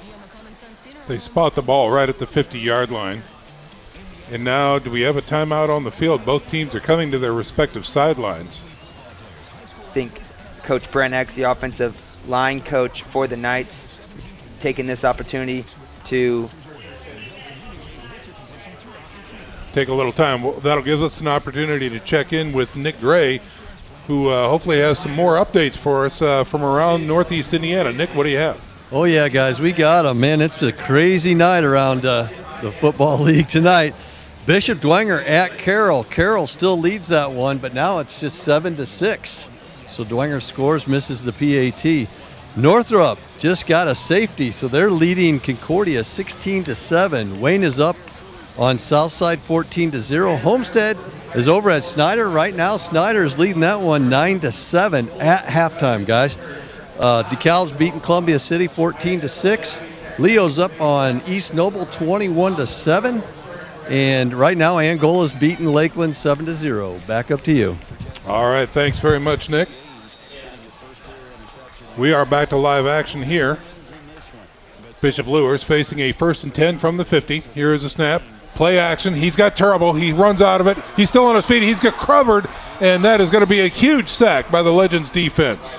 A nice rush there by number 5 of Northside, Trey Scholes, as he was in the backfield as soon as Kanapke turned around after the play action pass. That's a tough sack to give up if you're the Knights offense, as that pushes you way back, and that clock continues to run here. That was an 11-yard sack. Kanapke now facing a 2nd and 22.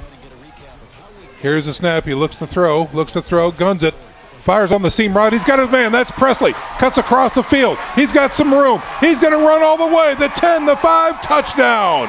Presley puts it into 4th gear and runs to the house. Jordan Presley is a big play waiting to happen every time he touches that ball. It's not very often you see number 2 running down the field uncovered, and the Legends made a huge mistake leaving him without a defender on him, and as soon as he caught that ball, there is not a doubt in my mind that would have been going for a touchdown. A 62-yard strike. Eric Pete, what do you have for us? Jordan Presley is too impressed with what he's able to do. And I'm not sure I've ever seen him run in a straight line. He's always cutting his way across the field, making cuts, making people miss. He's just really fun to watch, guys, and he makes it look so easy. Drake's PAT is up and good, so Bishop Luers responds here with 2:36 to go in the first half. The score is now 28-20. We're going to step out for a 30-second break. You're listening to SAC Football on Redeemer Radio, 106.3 FM. Runners are running, play coming home. From the crucial plays to the highlight of the game to the victory celebration, we are there. Summit City Sports isn't just a business. It's a group of companies investing in the youth of Fort Wayne athletics. It's because of Parkview Sports Medicine, because of Kelly Automotive Group, Indiana Wesleyan University, University of St. Francis, and Big Eye Fish, that we can produce our broadcast viewed by hundreds of thousands in Northeast Indiana. Support Summit City Sports. Become a sponsor. Join our winning team today. And Matt, you said something during the break which was just very impressive. Yeah, if you're looking for defense, look elsewhere. 6 straight touchdowns scored in this game between these two combined teams. There's been 1 punt, and that was Luers' first drive of the game. Northside has yet to do anything but put the ball in the end zone. And there's time left on that clock, right, Sean? Yeah, there is. Yeah, 2.5 left. Here comes the Legends. That's right. Let's check in quickly with Eric Pete, who wants to talk a little bit about defense. Well, you might not have seen much defense in this game, 28-20 here in the second quarter. But if you look at Luers, they've given up over 30 points 3 times this season. This one looks like it might be another one. But the defense has come up big in timely moments. They did it again last week, late in the first half, getting a stop and then forcing the field goal in overtime. Look to see if this defense can come up with a big play here. All right, here's Podzolinski's kick. Taken by Northside, looking for that wedge through the middle. Hits a wall, and he's going to be stopped north of the 25 and shy of the 30. So the Northside Legends will be back on offense. Again, they are led by the wily and very talented and athletic Ronald Collins III. He is a sophomore quarterback checking in at 6 foot 185. And he has had his way so far in this game, and don't expect the Knights. They've shown all year long that they make adjustments as the game goes on, especially at the defensive end. We saw this back against Carroll, where they had a couple quarterbacks who could run a little bit, and it took a while, but finally you saw the Knights kind of adjust to it and make adjustments. Look for those linebackers maybe to stay home a little bit more, the defensive ends to stay home, try to contain them and make them make plays other ways. Trips to the left. Collins alone in the backfield. Here's a snap. He looks right, throws to the flats. He's got his man. He is stuck right at the stick. And that should be enough for a Northside first down. Good first down play there as they went with the 10-yard button hook on the right side. Nice pitch and catch there by the Legends. A high percent efficiency type of play to get the drive going, and that's exactly what you want as an offense, is success early, and then you just build off of it as the drive continues. Turner, the receiver that time for Northside, brings up a 1st and 10. Here's a snap. Collins looks, throws to the right side fade, well overthrown and incomplete that time. That is going to stop the clock with 2:07 remaining here in the first half. 28-20 is your first half score. Northside on top. Facing a 2nd and 10 now. Ball resting just at their own 39-yard line.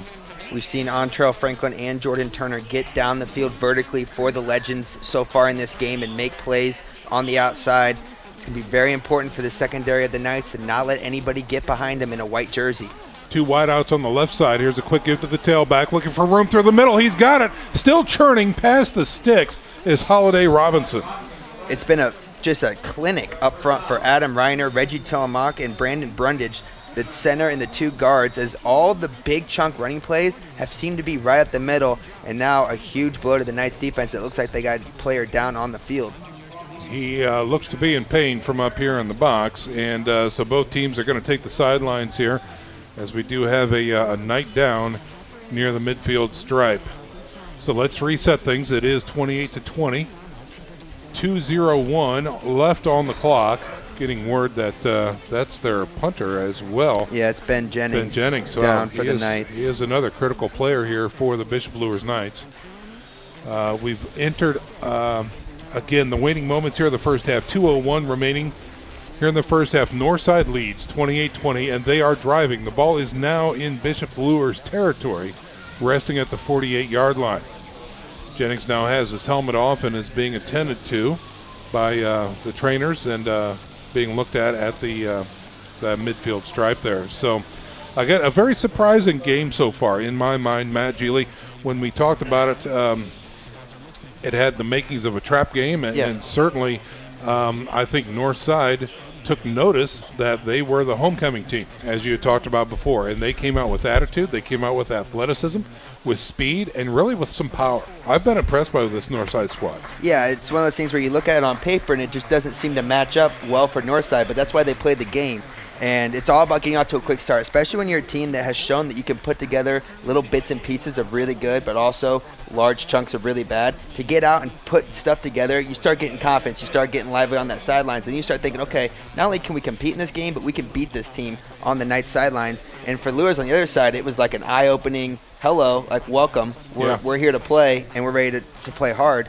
And, you know, we've seen the Knights offense kind of respond as we go and go and go. Now it's just a matter of getting that defense to kind of get a couple stops and try to get back with some momentum. 6 straight touchdowns for these squads here put together as Ben Jennings is helped off the field. And so we will keep an eye on him, and hopefully the rest of the night goes better for him right now. But right now we are back to the action. They blow the whistle. 1st and 10 here for the Legends in Luers territory with just over 2 minutes to go. Collins looks to throw, steps in, he's got pressure, tries to spin out of it, he's sacked. Right back at the line of scrimmage, so that's going to bring up a 2nd and 10, and that's going to keep the clock running. That's what the Knights like right now. Sack is going to be credited to Jacob Krager at the left defensive end, but you can give extra credit to number 55, Will Derrick, for the Knights, as that's the second time I've seen him in the backfield pressuring that quarterback, making him step up in the pocket. And when you get that guy to step up in the pocket, then there's just Knights waiting for him there. A huge sack there on 1st down. We'll call this 2nd and 10 and a half, maybe 11. Here is a quarterback keeper around the right side. Dancing through and spinning through is Collins the third. He's going to get some good yardage inside the 45 down to about the 43 of Bishop Luers. We've got a timeout on the field. Looks like Northside wants to try to preserve some clock here at the end of the first half. We've got 1:13 remaining. 28-20 is your score. We're going to check in with Nick Gray as halftime is right around the corner, an extended halftime coming up as it is homecoming. Nick Gray, what do you have coming up during the Shawnee Construction halftime show? Well, you never know, guys. Well, actually, I do. I have John Reinbold of Reinbold and Anderson, one of our sponsors, going to be on with his daughter, Lydia, who's a junior here at Bishop Luers. So that'll be an exciting interview. You never know who else might show up because we'll have all the scores, the highlights from around the league. And I think that Corey Kitchen will probably give us a call from the Dwenger game, and that'll be interesting to see his take on that first half as well, because that seems like an interesting score with Dwenger losing to Carroll right now, 6-7. So back up to you. Can't wait for half. Very good. Thanks very much, Nick Gray. All right, so again, ladies and gentlemen, just to reset things, it looks like the Northside timeout is over. They're looking at a 3rd and 4 after the Collins keeper through the middle. Going to have a wing to the left along with 2 receivers. Empty backfield for Collins. Slot, is he going to go in motion? No, he's going to stay there. Okay, quarterback decides to keep it through the middle. He's wrapped up and dropped. Have a day, Will Derrick. Another huge play. As he's in that backfield before the ball's even snapped, it feels like. Right when quarterback decided to keep it, Will Derrick was there to meet him. Another huge play, the second big play for him on this drive. 3rd one of the game. Now 4th down and 5. This is the situation we have yet to see Northside in. It could be a huge momentum boost for this Knights defense going into half. Under a minute to go now. As Northside lines up with the offense on the field, Collins looks to throw, looks left, throws it down the seam. He's got single man coverage. We've got a flag coming out, and that might be against the Knights defense. Yeah, it looks like it's probably going to be pass interference. Ramon Anderson had pretty good coverage on that play, and he's a little bit of an undersized defensive back for the Knights, but he matches up against tall wide receivers week in and week out and seems to really be up to the challenge every single time. It wasn't horrible coverage on that play, and I didn't think there was much contact at all, but I've been known to be a homer sometimes, Sean. It happens. All right, so again, they are going to talk about it here. And now the march back deeper into Bishop Luers territory. That will result in a 1st and 10 coming up for the Northside Legends just inside the Bishop Luers 30-yard line. 34.5 seconds remaining, and Northside showing 1 timeout left on the scoreboard. 28-20 is your score. Northside on top and driving. Collins will have a single setback on Holiday Robinson. He's going to be offset to the left. Here is the snap. They give it to Robinson through the middle, looking for some room, finding it, getting into the linebacker core. He will gain about close to 8 yards on that one. Good run there up the middle by Holiday Robinson. He's had good runs all game long, getting the Northside in nice situations here on 2nd down as they pick up the pace. 2nd and 3 now after the gain of 7. Here's a snap. Give to Robinson again. He bounces it outside, now looking for something through north and south. And they're going to stop the clock. It looks like he may have enough for a 1st down. Another tackle there by Jacob Krager. He had 5 last week, 2 of them for loss. He has 18 on the year coming into this game. And a nice tackle there, and it looks like we're going to have a timeout. Northside burned their last timeout, so we'll go ahead and send things down to Eric Pete. Well, maybe some questionable play calling there by Northside. Back-to-back runs with the clock ticking down under a minute to go. It's almost like they were playing for a field goal, but the ball's still on the 20-yard line. So you line that up, it'll be about a 37, 38-yarder. That's no gimme. But what I'm looking for here is the Luers defense to make a play. If you remember the last time we were here against Homestead, they had that goal line stand at the end of the first half. And then last week, up at Concordia Zollner Stadium, the Luers defense recovered a fumble on the goal line inside of 2 minutes left in the first half. And then 2 plays and 80 yards later, it was a Jordan Presley touchdown. So we'll see if the Luers defense can continue that late first half dominance. 9.6 seconds remaining here in the first half. 3rd and inches coming up for Northside. Collins is alone in the backfield. Trips to the left. Knights secondary really playing off here. Here's a snap. He's looking left. Throws it into the corner of the end zone. Single coverage. In and out of the hands of the receiver. And incomplete. 4 seconds remaining on the clock.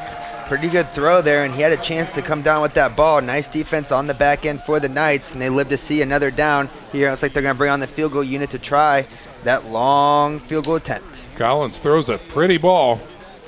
That one did not connect, so the field goal team comes out. And as Eric said, it looks to be about a 37-yarder coming up for Northside, kicking by Avante Taylor, number 51. Here's a snap. The hold is down. The kick is up. A lot of distance. Of distance. It's good. Wow, it is good to kill the first half. Northside puts 3 more on the board. 31-20 is your halftime score, and it's time for the halftime break. Both teams going now into the locker room and talking about the first half, more importantly, the second half. Stick around, football fans. We're back after this 1-minute break. You're listening to SAC Football on Redeemer Radio, 106.3 FM.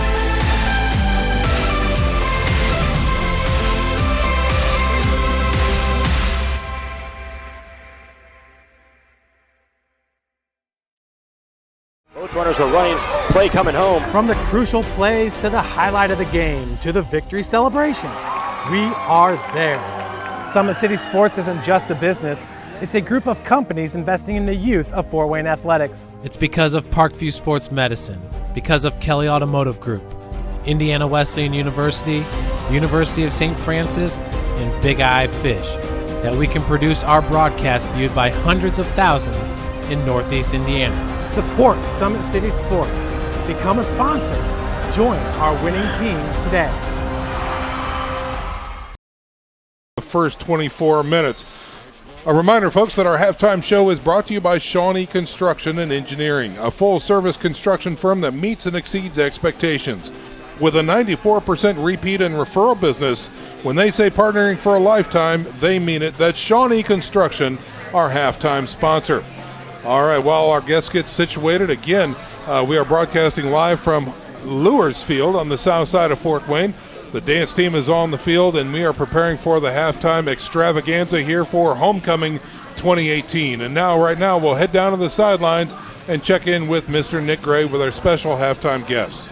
Well, guys, I tell you what, we've got a very good halftime show lined up for you, but there's always a lot of action down here on the sidelines at Luers Field. Like you said, Sean, we got the dad's team out on the field doing their routine, but pleased to be joined by 2 very special people.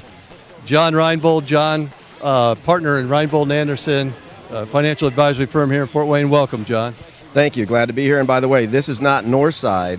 This is the University of Nebraska hat that I'm wearing tonight. I didn't put it all together until I showed up. People were like, what are you wearing that hat for? Well, good thing we're on the radio. Yeah, and his daughter, Lydia. Lydia, you're a junior here at Bishop Luers? Yeah, I am. Well, congratulations on that, and then we'll talk a little bit about your experience here at Luers in a second. John, what's it like to have, I know you had a couple other kids graduate from here already, one at Nebraska. What's it like to have kids here at Bishop Luers High School? You know, we're not from Fort Wayne. My wife and I went to St. Francis and ended up staying here. So we didn't really know what we were going to do when the kids went through Catholic grade school. So, of course, we had Dwenger, we had Luers, we had Homestead. We live right by Homestead. And I would tell you, we sat down as a family when Addie was an 8th grader, looked at the pros and cons, and best decision we made for all of these kids is to come to Bishop Luers. Well, that's quite a testament, especially doing your research and looking around and getting 2 through and then now a junior here. Lydia, you told me a little bit about some of the stuff that you do when we were talking earlier today, and one of them is golf. And we got a big day tomorrow, right? Yes, we have sectionals tomorrow at Timber Ridge, and it's against Homestead. They're probably about our best competitor there. They're number 3 in the state. We have a really good number 1 golfer, Madeline Pape. She has a great chance going to state again this year, so we're really excited to be there tomorrow. That's neat. And tell me a little bit about your experience here at Luers as well. Well, I've always gone to a Catholic school, so it was a pretty easy transition for me. I knew more about the religion, but I was excited to meet a lot of new people. I knew a lot of kids came in from public schools, a lot of new friends. I like Luers a lot. I honestly feel like it's a family. Everyone says that about Luers, but I truly believe that because everywhere you go, you're going to see a smiling face. Someone's always going to offer to help you. You're always going to feel welcome. A big thing we do is having shadows here and coming like freshman year. You can follow someone around for a day, see if you like Luers, and I think that's really important to get the whole atmosphere of what we do. So, man, that's wonderful. Sorry. I'm just sitting here. John, you've got to be very proud of your daughter here. She speaks very well. You know, she's done well, and again, she's probably been my lowest key daughter of the three. But I think coming to Luers, and again, I think the diversity at Luers has been good for all the girls that have gone here, and she has a lot of friends, different sports, different activities. You know, it's not just she plays basketball and that's who she is. She gets to experience a lot of different things here, and it's been, again, the Catholic background and the Christianity. And I always say, you know, I coach youth sports, and be able to say a prayer before and after the game, that's a big deal to me. And I think all the kids that, you know, my kids and the kids I've coached and whatnot, so, and you can't get that at some other schools. Yeah. So now we got homecoming coming up, folks. They've got the golf carts coming over there, so we just want to scoot over here a bit so we don't get run over. But, John, I know you talked a little bit about how it is here at Bishop Luers. How do you parlay your Catholic faith into your business? Because, you know, I know you're a sponsor for Redeemer Radio, but it just doesn't stop there, right? No, you know, in my business, I'm in financial planning, and, you know, you always you do the right thing, and you say you're going to do the right thing, and which we always try to do. In fact, my partner, Terry Anderson, who's a Lutheran, is retiring November 1, so we're actually working on his retirement party. But we've been blessed in the business. I think giving back to the community in many different ways is a big part of what we do, and has helped us to be successful. My favorite part of the prayer of St. Francis is in giving that we receive. And you can't do it just to receive, right? You got to do it because you want to do it. But it definitely is something that I believe in. And in my business, we do as much as we can giving back to the community. So. Yeah, and it's kind of neat that you tied in St. Francis because, you know, here at Bishop Luers, obviously, back in the day, we used to have, you know, the Franciscan priests here as well. And you don't really see that too much anymore, but tell us a little bit about that Franciscan spirit and that giving spirit here at Bishop Luers. So we have a Sodalitas program here at Bishop Luers, which mixes kids freshman through senior a little bit, and you have a leader, senior leaders, or junior leaders. I'm a leader this year. We go out into the community one time a year, and we give back in that way. And then a second time we stay in around Bishop Luers. We can clean up, we can make cards, just do different things to give back to the community and just show who Luers is and get our name out there. Well, I tell you what, Lydia, you sound like a very, like I said earlier, well-spoken, but real good person. And that's a testament to your parents as well, you know, and your sisters, right? Yeah. Oh, they play a big part in my life, definitely. So.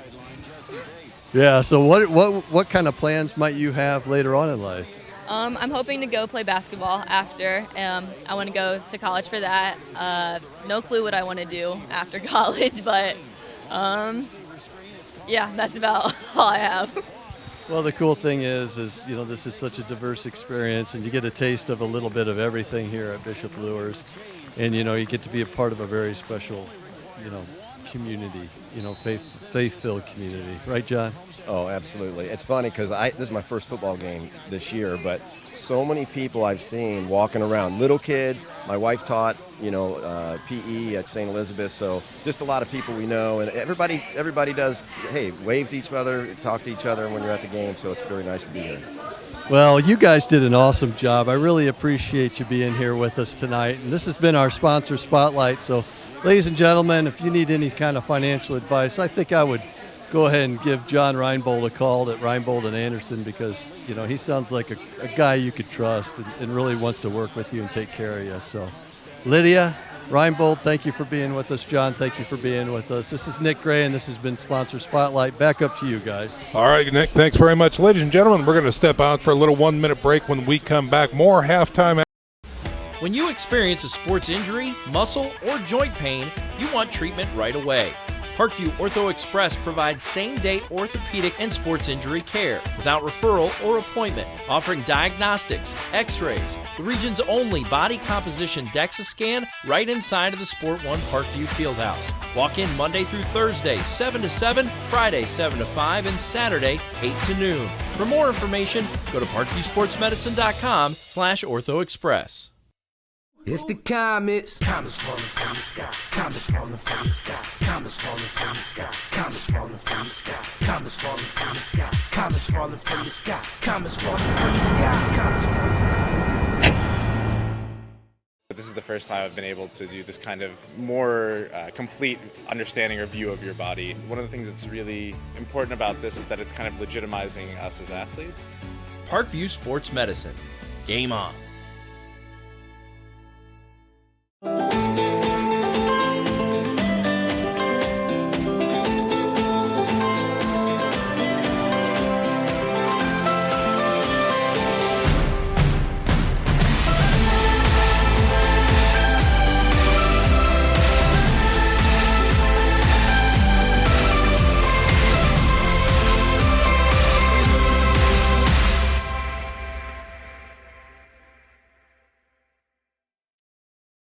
The Kelly Automotive Group is simple, transparent, reliable. Simple. Our customer specialists make buying a car easy and fun. Transparent. Our price listed is the best price. No hassle, no gimmicks. Reliable. Buy with confidence and peace of mind. We work hard to ensure the best value however you shop. Choose from over 60 vehicles under $10,000. Visit drivekelly.com. The Kelly Automotive Group. Simple, transparent, reliable.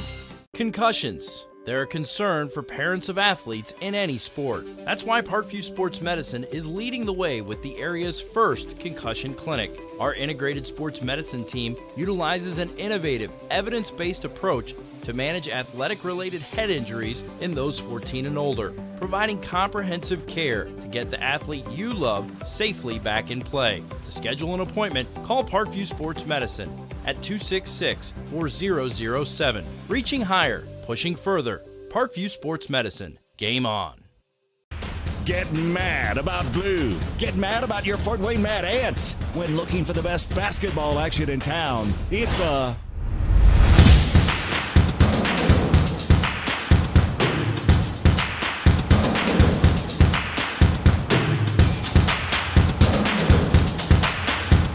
Go to FortWayneMadAnts.com for the complete game schedule. See your Fort Wayne Mad Ants in action.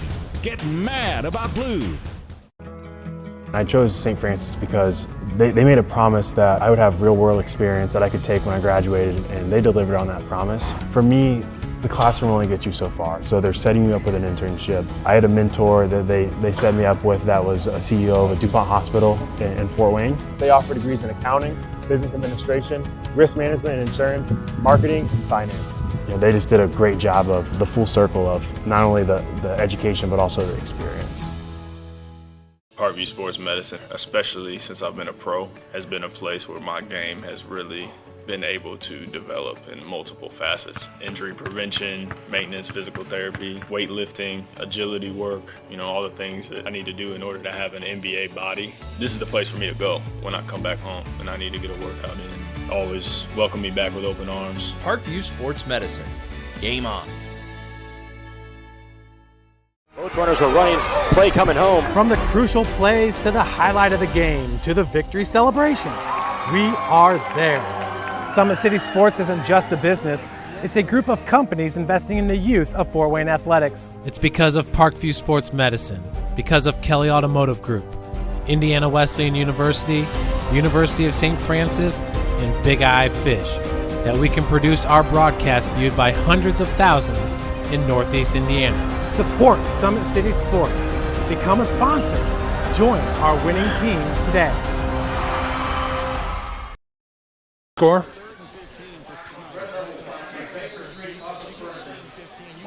Okay.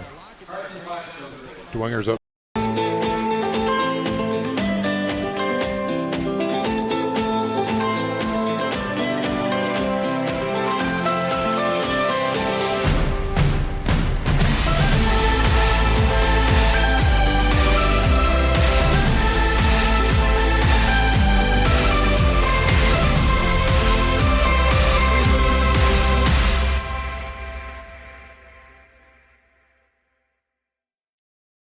Both runners are running, play coming home. From the crucial plays to the highlight of the game to the victory celebration, we are there. Summit City Sports isn't just a business, it's a group of companies investing in the youth of Fort Wayne athletics. It's because of Parkview Sports Medicine, because of Kelly Automotive Group, Indiana Wesleyan University, University of St. Francis, and Big Eye Fish, that we can produce our broadcast viewed by hundreds of thousands in Northeast Indiana. Support Summit City Sports. Become a sponsor. Join our winning team today.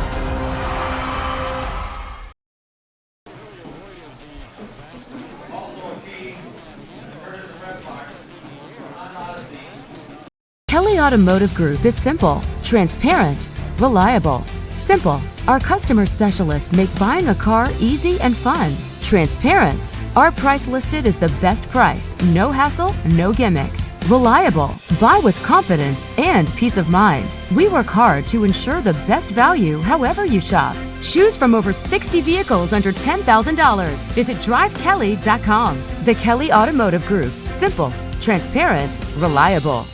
Both runners are running, play coming home. From the crucial plays to the highlight of the game to the victory celebration, we are there.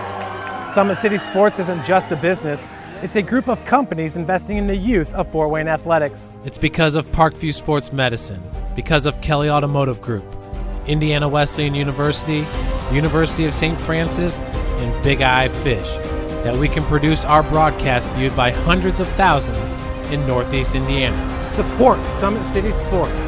Become a sponsor. Join our winning team today.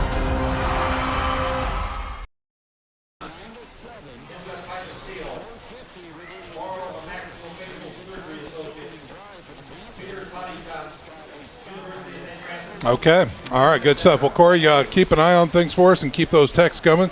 We certainly appreciate you being out there. And then we will be with you next week as the Saints are taking on Concordia in the Piston Bowl, yeah? Yes.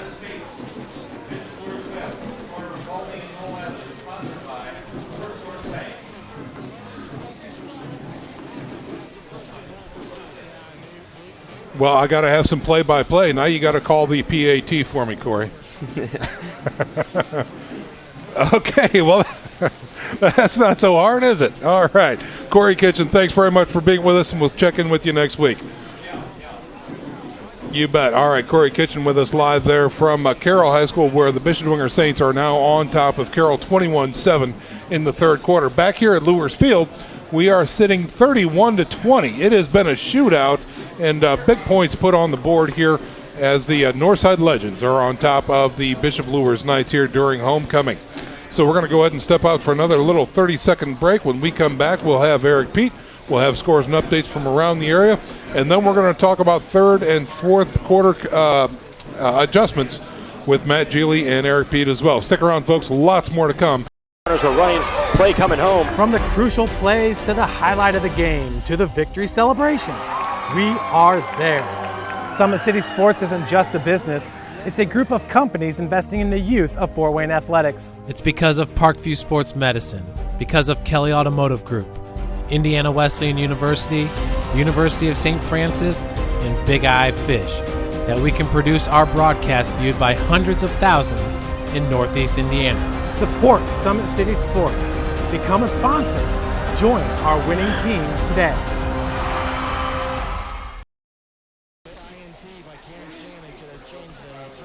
Folks, we're just about ready to wrap up our halftime presentations. About 3 minutes to go here during our halftime show. And first and foremost, let's get some scores and updates from around the area with Nick Gray. Well, we just heard the exciting news out there at Carroll, and once again, Bishopdwenger's leading Carroll 21-7. Northrop's over at Concordia, and man, that's a back and forth game. But right now, Northrop's leading that 16-14. Wayne's beating Southside 21-0.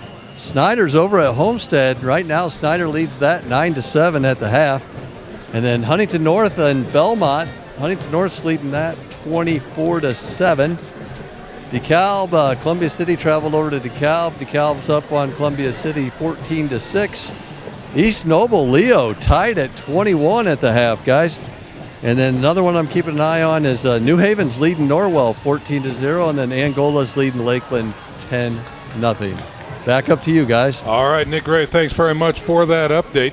Want to make sure and see if we can get those numbers over to the PA announcer as well, because here at Luers they like to get everybody up to speed from around Northeast Indiana. So, but right now we're going to bring in Eric Pete and Matt Geely, and we're going to talk about what we saw in the first half and really more importantly what we can expect to see in the second half as the Legends now take the far side of the field, and we are awaiting the Knights here. Let's go down to Eric Pete first. Eric, what do you have for us?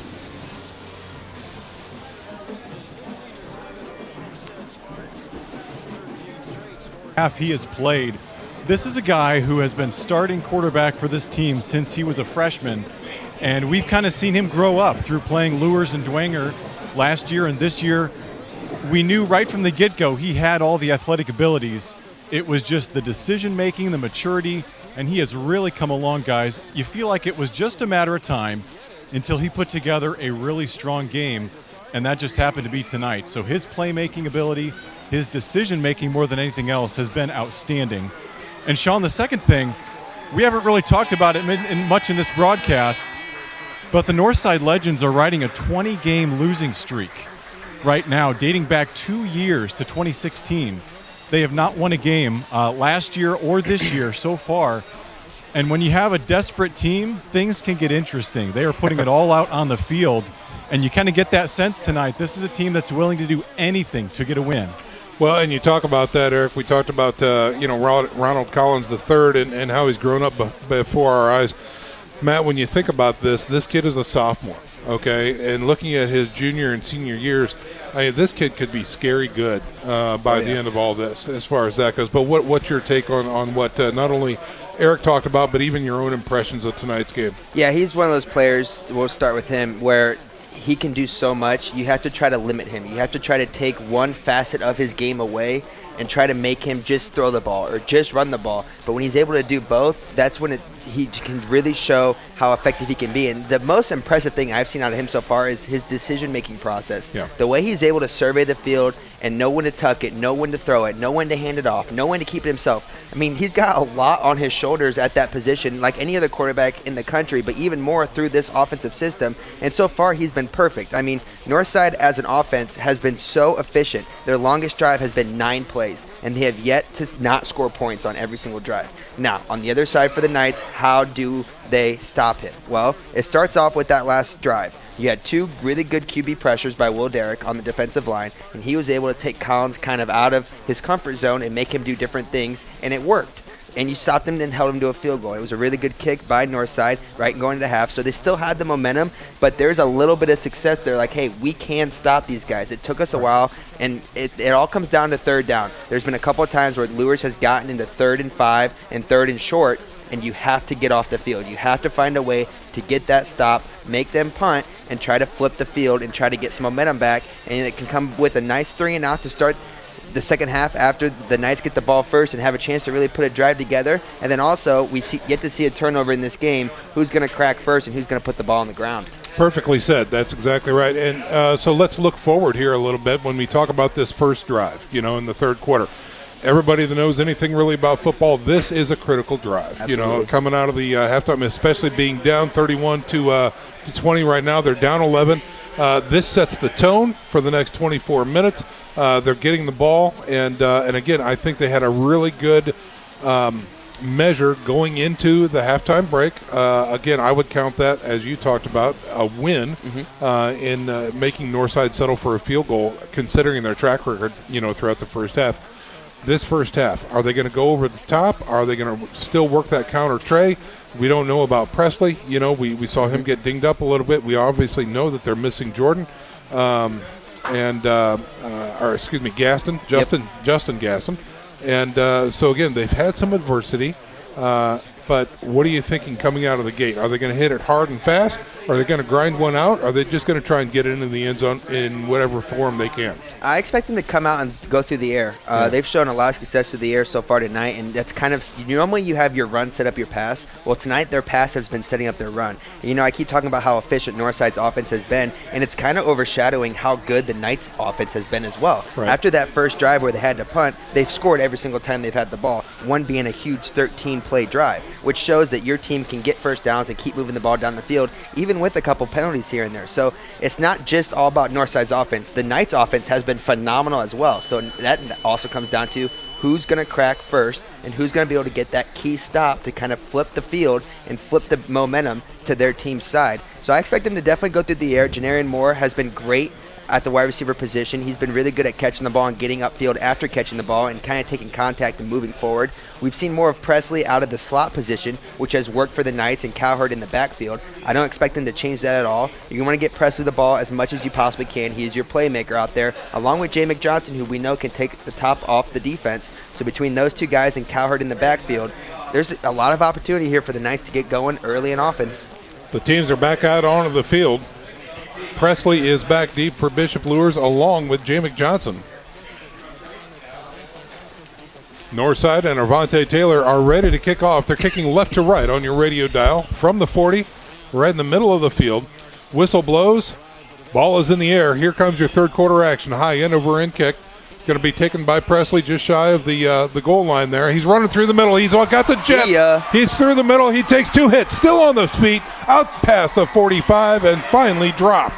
Nice job there by the kicker of the Legends. The last line of defense to make a great play and keep Presley from going all the way to the end zone. It looks like we have a Legend player down on the field, but that's a good start here for that Knights offense. And Presley had a huge seam up the middle, and he hit it hard and he hit it quick. 44-yard return that time by Presley. Takes it out to the 46-yard line. And we've got a Legend down. He was involved in the tackle of Presley. He's laying at about the 44. And it looks like both teams are going to come off the field as he's being attended to. So, again, gives me an opportunity to tell you a few more things about our sponsors, just like H&L Electric and Pete Henry. H&L Electric is your full-service electrical contractor from commercial to industrial and residential. H&L Electric can handle the smallest to the largest of projects for you and your business. Call Pete Henry at H&L Electric. So the Legend is up and walking off the field under his own power. Looks like that was actually number 42. Yeah, Quincy Moore, the senior linebacker for the Legends. He seemed to walk off on his own power, which is a good sign. Darn right. And here we go with the offense. 1st and 10 for Norman Kanapke and company from the 46-yard line. So Presley's return gives the offense a short field to start this third quarter. Here's their first drive. They're down 11, 31-20. Kanapke's in the shotgun, twins to the right, single setback. Here's a snap, looks to throw, throws right. He's got his man in the flats. Did he catch it? It looks like he does. Took him a little bit to catch it, but Hedgecock came up with it. After about let's see where they spot this. Not a very generous spot, but it is into Northside territory. Call that a gain of 5. Not Kanapke's best, though, of the night, but a good start to get a nice gain here on first down. 2nd and 5. Here's a snap. Give to the tailback through the middle. Hit hard. And falling forward is number 5 for the Bishop Luers Knights. That's Braden Cowherd. Cowherd trying to step in for Gaston this week and doing a fine job of it. That's going to bring up a 3rd and 3 after the 2-yard gain. Knights moving right to left on your radio dial. Kanapke in the shotgun. Here he is, looking to throw on 3rd. Guns it out to the flats. He's got his man wide open at the 40. Breaks a tackle. Has a man out there. Still looking for more room. Gets down to about the 34-yard line. That is number 16, Denarian Moore. Yeah, we've seen the Legends do that fake handoff, pop over the top to the tight end as their bread and butter. The Knights' bread and butter all night long has been that hitch route to Denarian Moore. And like I said during the halftime break, he is so good in open field when he catches that ball. He's instantly looking to get upfield and get some yards after the catch. 1st and 10 for the Knights. Down about the 34. Looking left is Kanapke. Throwing deep on first down. Pass is caught with a flag. Great catch there by Denarian Moore. He went up and got it as Jay McJohnson was also streaking down the field. A huge chunk play for the Knights, and I'm pretty sure that's going to be on the Legends, so the Knights will decline it and be inside the red zone here. A good start here for Bishop Luers in the second half. That is exactly what will happen. They'll pick up the flag as Bishop Luers declines the defensive holding penalty. 1st and goal coming up for the Knights. So this first drive in the third quarter is panning out quite well for the Knights. 1st and goal from the 4-yard line. Cowherd single setback, offset left. Here's a snap. Give to Cowherd. Through the middle. Big push. Don't think he's got it. Gets down to about the 2, it looks like. Looks like he gained about a yard there as he tried to run behind Will Derrick and Sam Garrettson on that right side of the offensive line with Ben Rictanis also, the center, in on the mix. It's been great snaps all night long by Rictanis as he's been a a mainstay there at the center position all year. Just a sophomore, but able to really control the pace. 2nd and goal from the 2. Here's a snap, fake the jet sweep. Offset left this time. Does he get in? I don't think he broke the plane. Looks like maybe... Oh, it was a fumble. The ball came loose, and Luers lost the ball. Oh, that's critical mistake there by the Knights, as they were so close to getting in the end zone, running it on the left side. They put the ball on the turf, and the first turnover of the game goes to the Legends in a huge stand. That was huge. So Northside and Ronald Collins III, they've got a tough road to hoe here from the 9th. They've got 99 yards to go, but they keep Bishop Luers out of the end zone on their first drive in the 3rd quarter. Collins is alone in the backfield.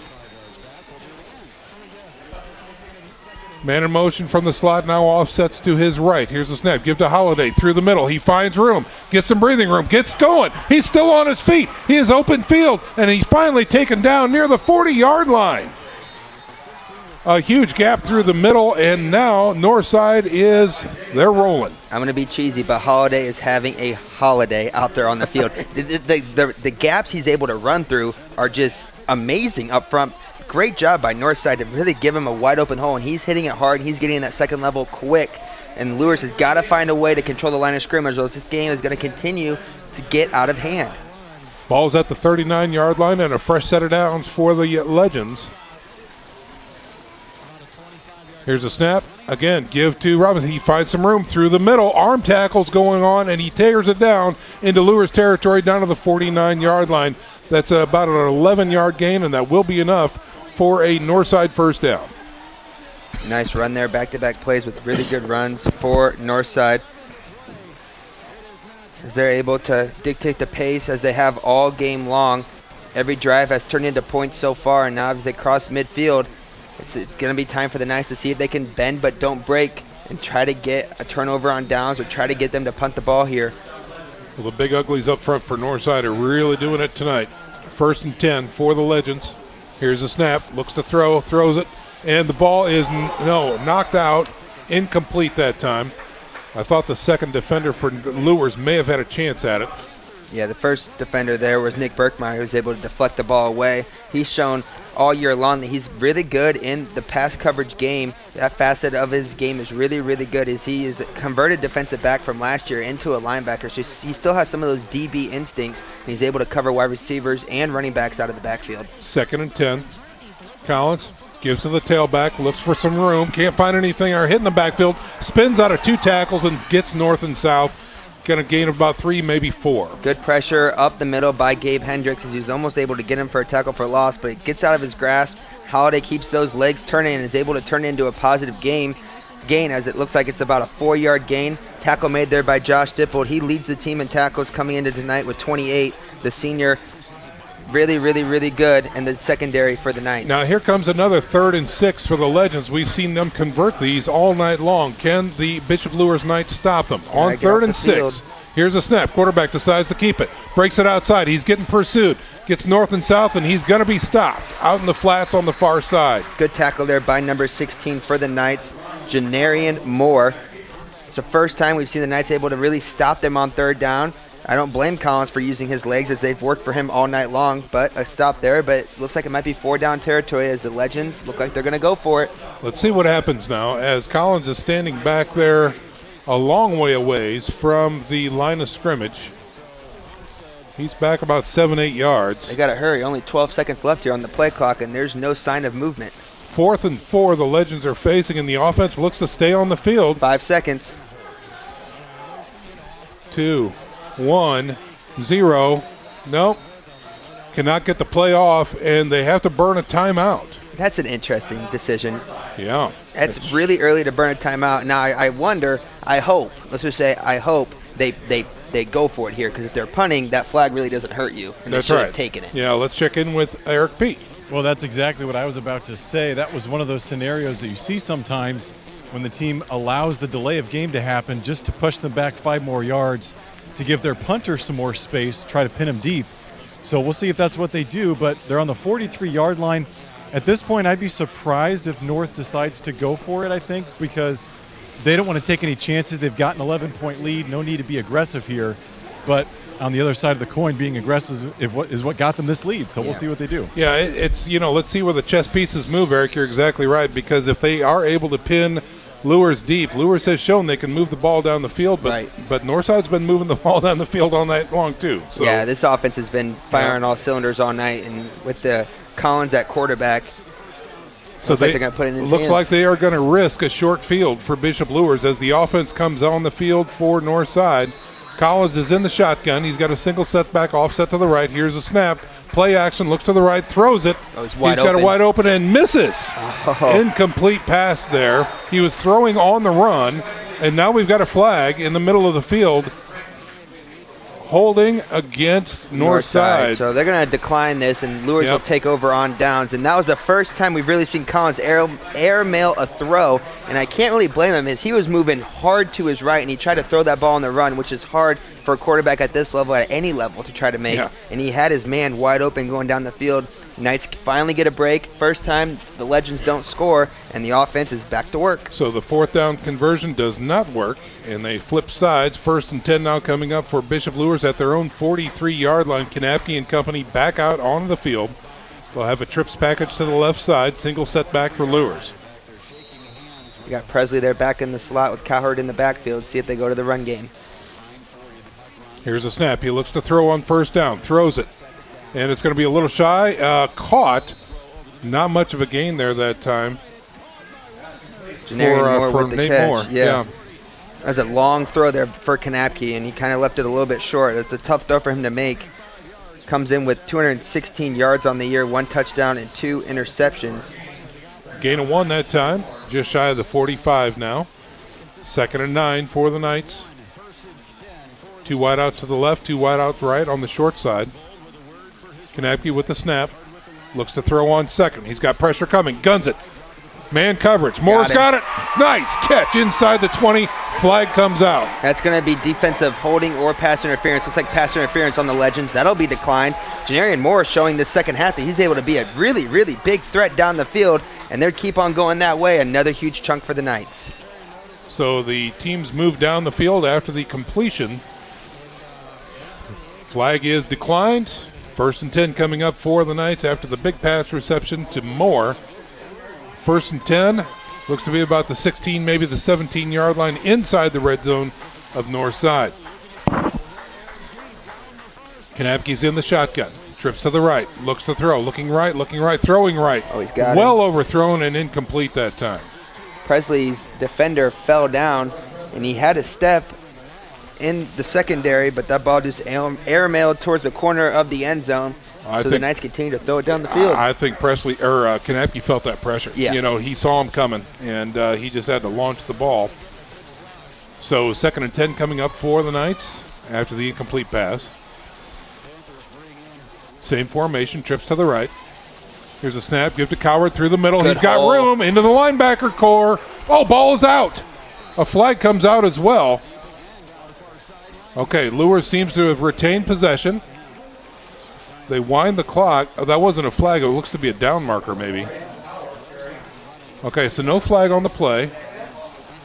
And that brings up a 3rd and short now for Bishop Luers. So they think, so he must have been down before that ball popped loose. That's back-to-back carries where that ball has found its way on the turf. Here's 3rd and short. Knapke now comes up to the line, looking at the sidelines. Might be barking out an audible here. Let's see what happens. Gets back into that shotgun formation, talks to his receivers. Coward offsets to the left now. Here's a snap. Give to Coward through the middle. He's got the 1st down and more. Gets into the end zone. Touchdown. Coward. Fantastic job up front for the Knights. Cowherd with a huge run, huge touchdown, good kind of recovery after letting that ball hit the turf a couple of times. Ben Rectanis and Peter Suloff on that left side makes the Luers roadway, as they like to call it, into the end zone.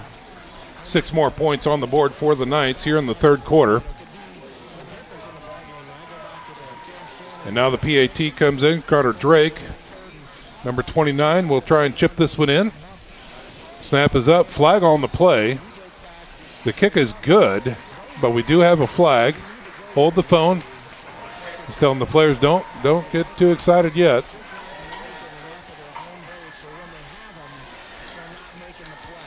The officials confer near the middle of the field.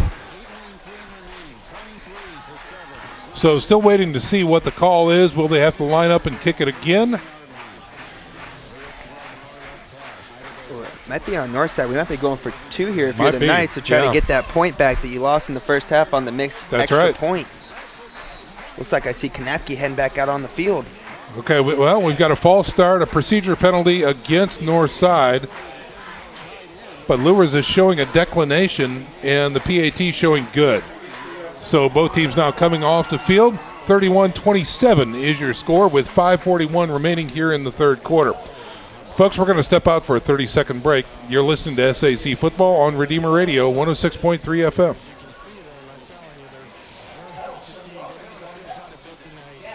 Runners are running, play coming home. From the crucial plays to the highlight of the game to the victory celebration, we are there. Summit City Sports isn't just a business, it's a group of companies investing in the youth of Fort Wayne athletics. It's because of Parkview Sports Medicine, because of Kelly Automotive Group, Indiana Wesleyan University, University of St. Francis, and Big Eye Fish, that we can produce our broadcast viewed by hundreds of thousands in Northeast Indiana. Support Summit City Sports. Become a sponsor. Join our winning team today. Talk to the coaching staff at Luers. Luers wants to take the penalty and go for 2, and so now they are going to line it back up and give Luers just that opportunity. So they take the point away. It's 26-31 right now. And, they're going to line this up on the left hash mark, move it a little closer to the goal line. And the offensive unit is back out onto the field for Bishop Luers. They're going to try and go for 2 here.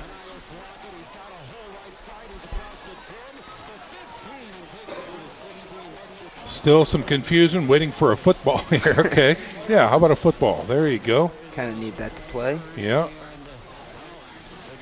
Knights offensive line had a really good series, back-to-back series, really. Suloff, Rectanis, and Derek, those 3 up the middle, and then Garrettson and Sweeney on the outside. Let's see if they can get some movement up front here, see if they go back to the running game.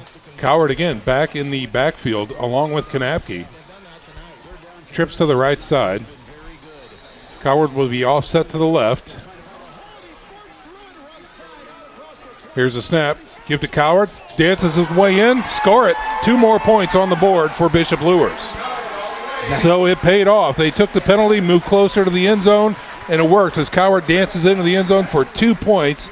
So now they are riding the ship. 31-28 is your score with 5:41 to go. We'll go down to the sidelines and check in with Eric Pete. Well, you guys kind of explained that really interesting series of events there quite well.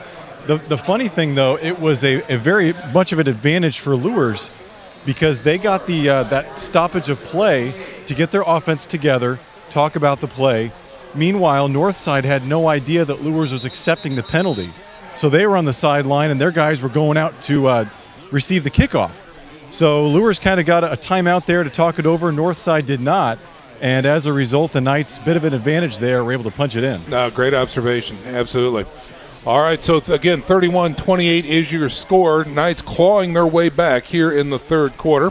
And getting ready to kick this one away is the Bishop Luers Knights. Folks, Redeemer Radio would like to thank Notre Dame Federal Credit Union for their continual support of our Catholic high school sports coverage in Fort Wayne. That's Notre Dame Federal Credit Union. Bishop Luers, after the successful drive and 2-point conversion, getting ready to launch this one right to left on your radio dial. Podzelinski puts his leg into it. High end over end kick. Taken near the 10-yard line. It's out to the 20 on the far side, looking for a lane. Gets hit, stays on his feet. Finally taken down near the 35, maybe the 36. And that's where Ronald Collins and company will come out for the offense for Northside. It's a very interesting series for Northside. We keep talking about Luers having a chance to really set the momentum and have a big drive. Well, this is the first time Northside's kind of on their heels. It's the first time they haven't scored on a drive last time when they had to turn the ball over on downs. So it's a big opportunity to get the offense going again and to go back to what worked in the first half. Collins is in the shotgun with a single setback. Now his wing back offsets to the left side. Here comes that flip play again. Here's a give right through the middle. Big push by that offensive line. Look at them go. Nice run that time. Going to get out past the 40 to about the 42-yard line. Tackle made there by number 34, Alan Jackson. Had 20 tackles coming into this game from that middle linebacker position. Kind of moved over to defensive end this game, playing on that top side right defensive end position. Good run there on first down for the Legends as they continue to move the ball. Robinson gained 7 that time. 2nd and 3 now. Here's a give to Robinson again, patiently looking for a lane, finds it, breaking north and south, gets the first down into Luers territory. Sean, you mentioned on the last play, the push up front by the offensive line has been phenomenal, and it's been that way the entire night long. This is one of the games that's really going to probably be the highlight of this offensive line so far this year, as they just have been taking care of business. And, you know, it's a fast-paced game, and they ran a lot of offensive downs, and these guys aren't getting tired at all, while the Knights on the other side are trying to rotate some guys in to try to get a push. Stay fresh. 1st and 10 now for the Legends in Luers territory at the 47-yard line. Here's a snap, blitz coming. Quarterback decides to keep it, runs right through the middle, gets enough for a first down. Very close to that stick is Ronald Collins. Northside did a little bit of a mix of a run and pass last series. It's been all run so far to start this drive, and it's been working. It has. They're going to put him right down at the 37-yard line. It's going to bring up 2nd and inches now for the Legends. And again, you talked about him all night. Young Mr. Jaley Collins, he's a sophomore. Yeah, he's scary good. He really is. It's one of those, and he's had some experience last year too, so and it's showing. 2nd and inches now. Here's a give to the tailback, running outside. That's Robinson finding some room. Gets knocked out of bounds, but he will have enough for a Legends first down. Knights gambled on that play, 2nd and short, as they brought 2 middle linebackers right up the middle. It didn't pay off as Northside went with an outside run to the sideline. First time they ran the ball outside all half, and it works for a huge gain as the Knights were unable to keep the defensive end contained, and a big chunk play as they now move into Knights territory. Another 10-yard gain that time puts it down to the 27-yard line. And another first down for the Northside Legends. 4 minutes and 5 seconds remaining here in the third quarter. 31-28 is your score. Northside on top and driving. Here's a snap. Collins, quick throw. Out to the left side. He's got his man from the slot. Trying to get some north and south. Gets stood up and finally knocked down. That's Ontrell Franklin on the catch. First pass play of the series for Northside, and it works for another gain. They've had nothing but positive plays all drive, and this is exactly what I was curious to see if they were going to be able to come out and do. After a tough drive last time out, they come out, they establish a run, and now they're opening it up with the passing game, and the Knights are back on their heels. Gain of 6 that time, brings up a 2nd and 4. Collins from the shotgun, looks to throw, throwing right, going deep, end zone, he's got a man, touchdown! Beautifully thrown over the shoulder, great catch by the receiver, and it counts. Yeah, it's Jordan Turner making the play, using that big frame to go up and get the ball as he had a step on the defensive back there for Luers. Huge answer there by the Legends, and they're like saying they belong in this game, and they're not going away. 24-yard throw and catch by Northside puts 6 more points on the board.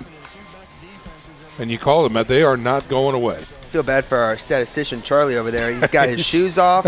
I'm about ready to give him one of my hands because this game is insane. It is.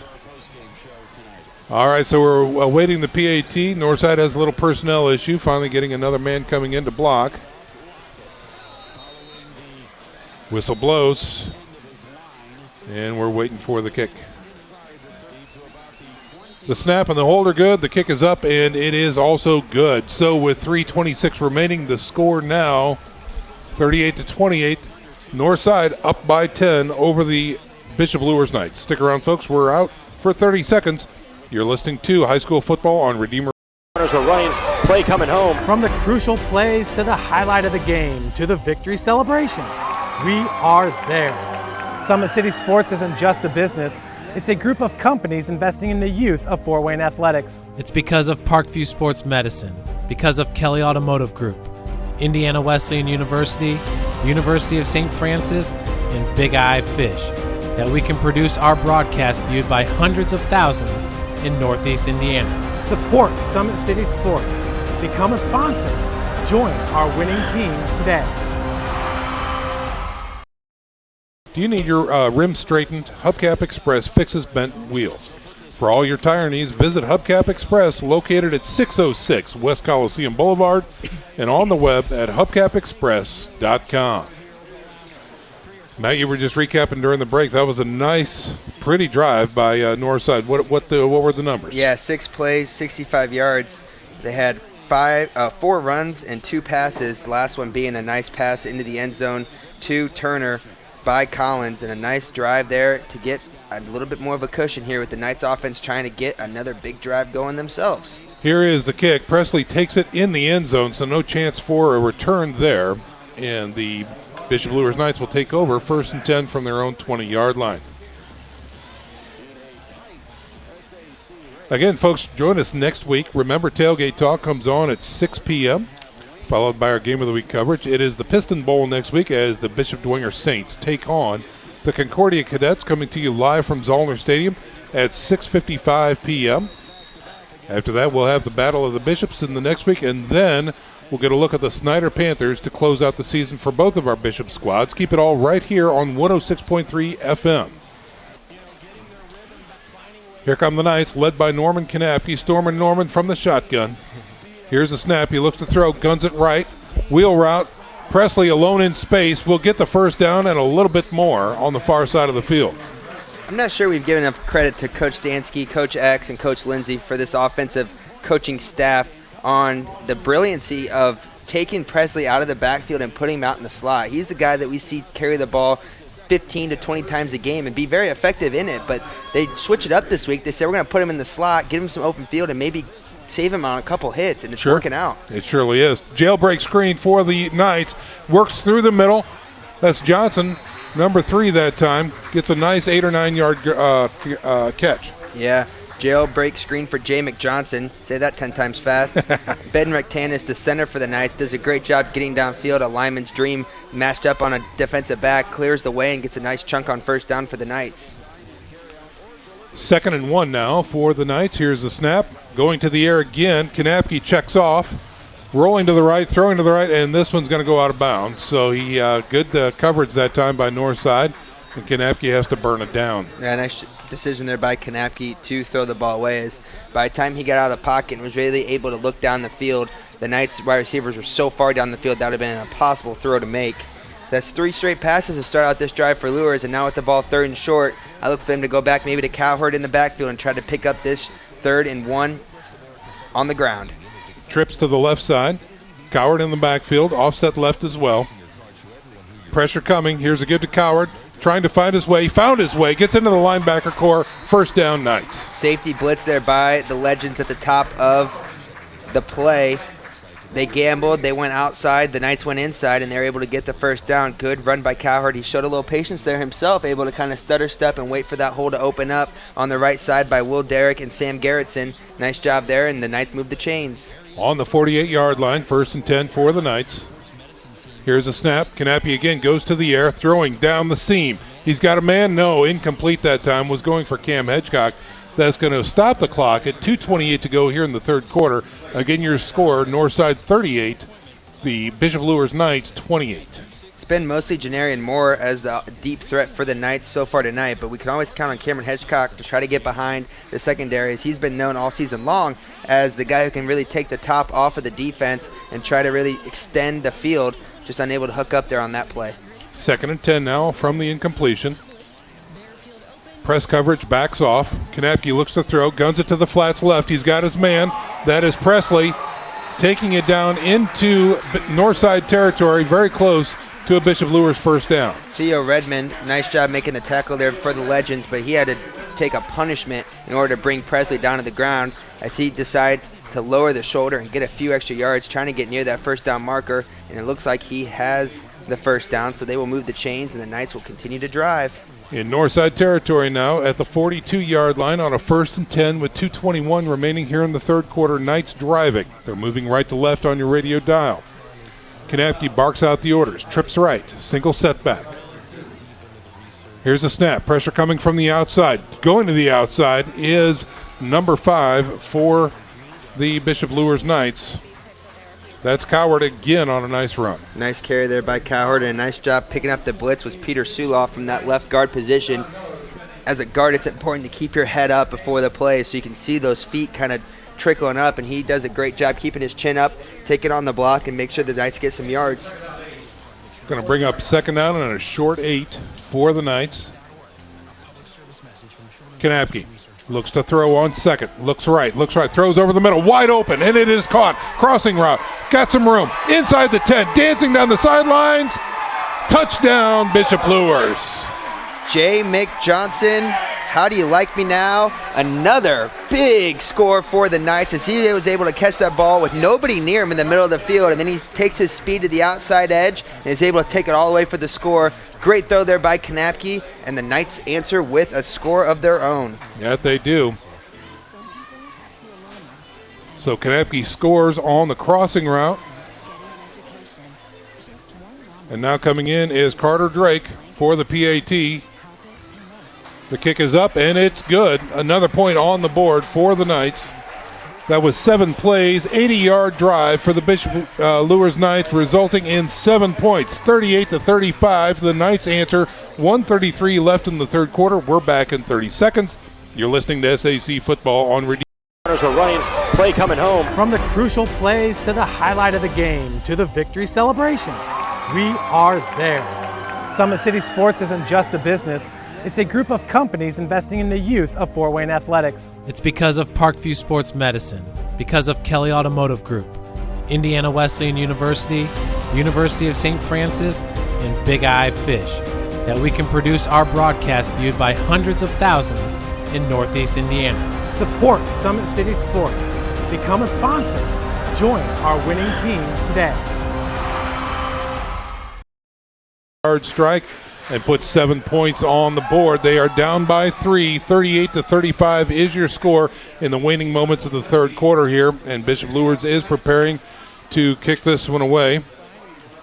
John Podzolinski, number 22, will be putting his leg into it from the 40, kicking right to left on your radio dial. After this kick, we'll check in with Nick Gray from scores and updates around the area.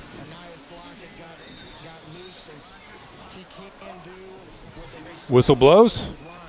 Kick is away. End over end kick. Going to be taken on the run this time near the 15-yard line, going to the sidelines. Getting stuck. The ball is loose and goes out of bounds. Big stick that time. Jordan Presley, he does it all. Huge hit on that kickoff. Yeah, let's see where they mark it. While they mark that and get ready, we'll talk to Nick Gray. Nick, what do you have for us? Well, guys, there's a lot going on tonight, not only here but everywhere else. Right now, Bishop Dwenger, they just intercepted it, but they're leading Carroll 21-14.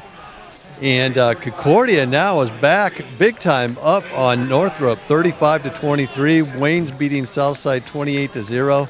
Snyder getting their act together now. They're leading Homestead 23-7.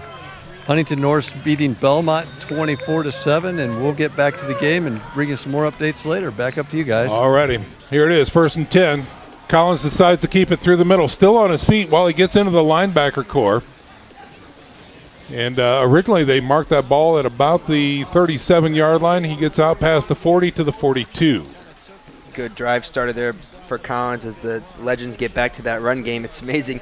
Each team is doing their own style. Northside ran the ball 4 times on their last drive. Luers passed the ball 8 times on their last drive. So both teams doing what they do best right now, and we're just going to see which one can stop who first. 2nd and 5 for Northside. Collins alone in the backfield.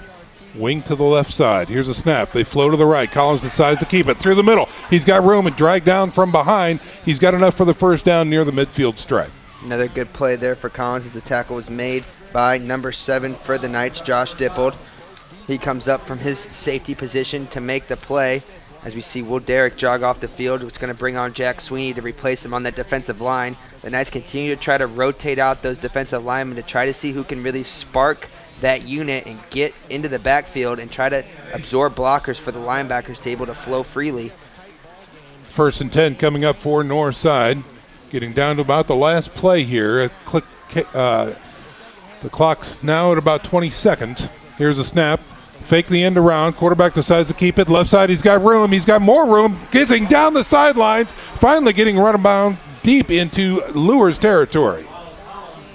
feel like I'm just broken record here, but I think the easiest way to analyze this is Ronald Collins, the third, is really, really good. Yeah. And he is showing it time in and time out. This drive, he's decided to take care of business himself. He's able to find a lot of room on that left side, and the Knights just don't have an answer for him right now. And again, hats off to the front five for Northside, allowing him to do that. You know, so hats off to the big uglies up front. Another first and goal, or check that, first down for Northside. Ball resting at the 22 of Luers. Here's a snap. Give to Holiday Robinson through the middle, finding a little bit of room, gets into the linebacker core, tries to spin out.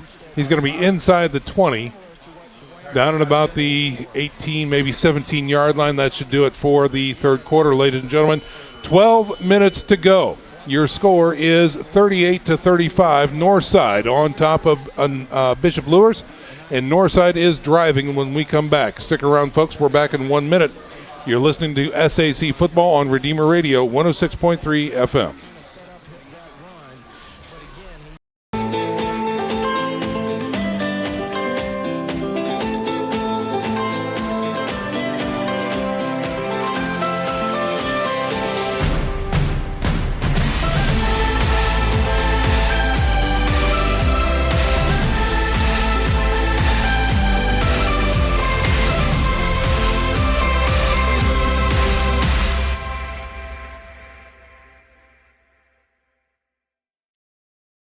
Runners are running, play coming home. From the crucial plays to the highlight of the game to the victory celebration, we are there. Summit City Sports isn't just a business, it's a group of companies investing in the youth of Fort Wayne athletics. It's because of Parkview Sports Medicine, because of Kelly Automotive Group, Indiana Wesleyan University, University of St. Francis, and Big Eye Fish, that we can produce our broadcast viewed by hundreds of thousands in Northeast Indiana. Support Summit City Sports.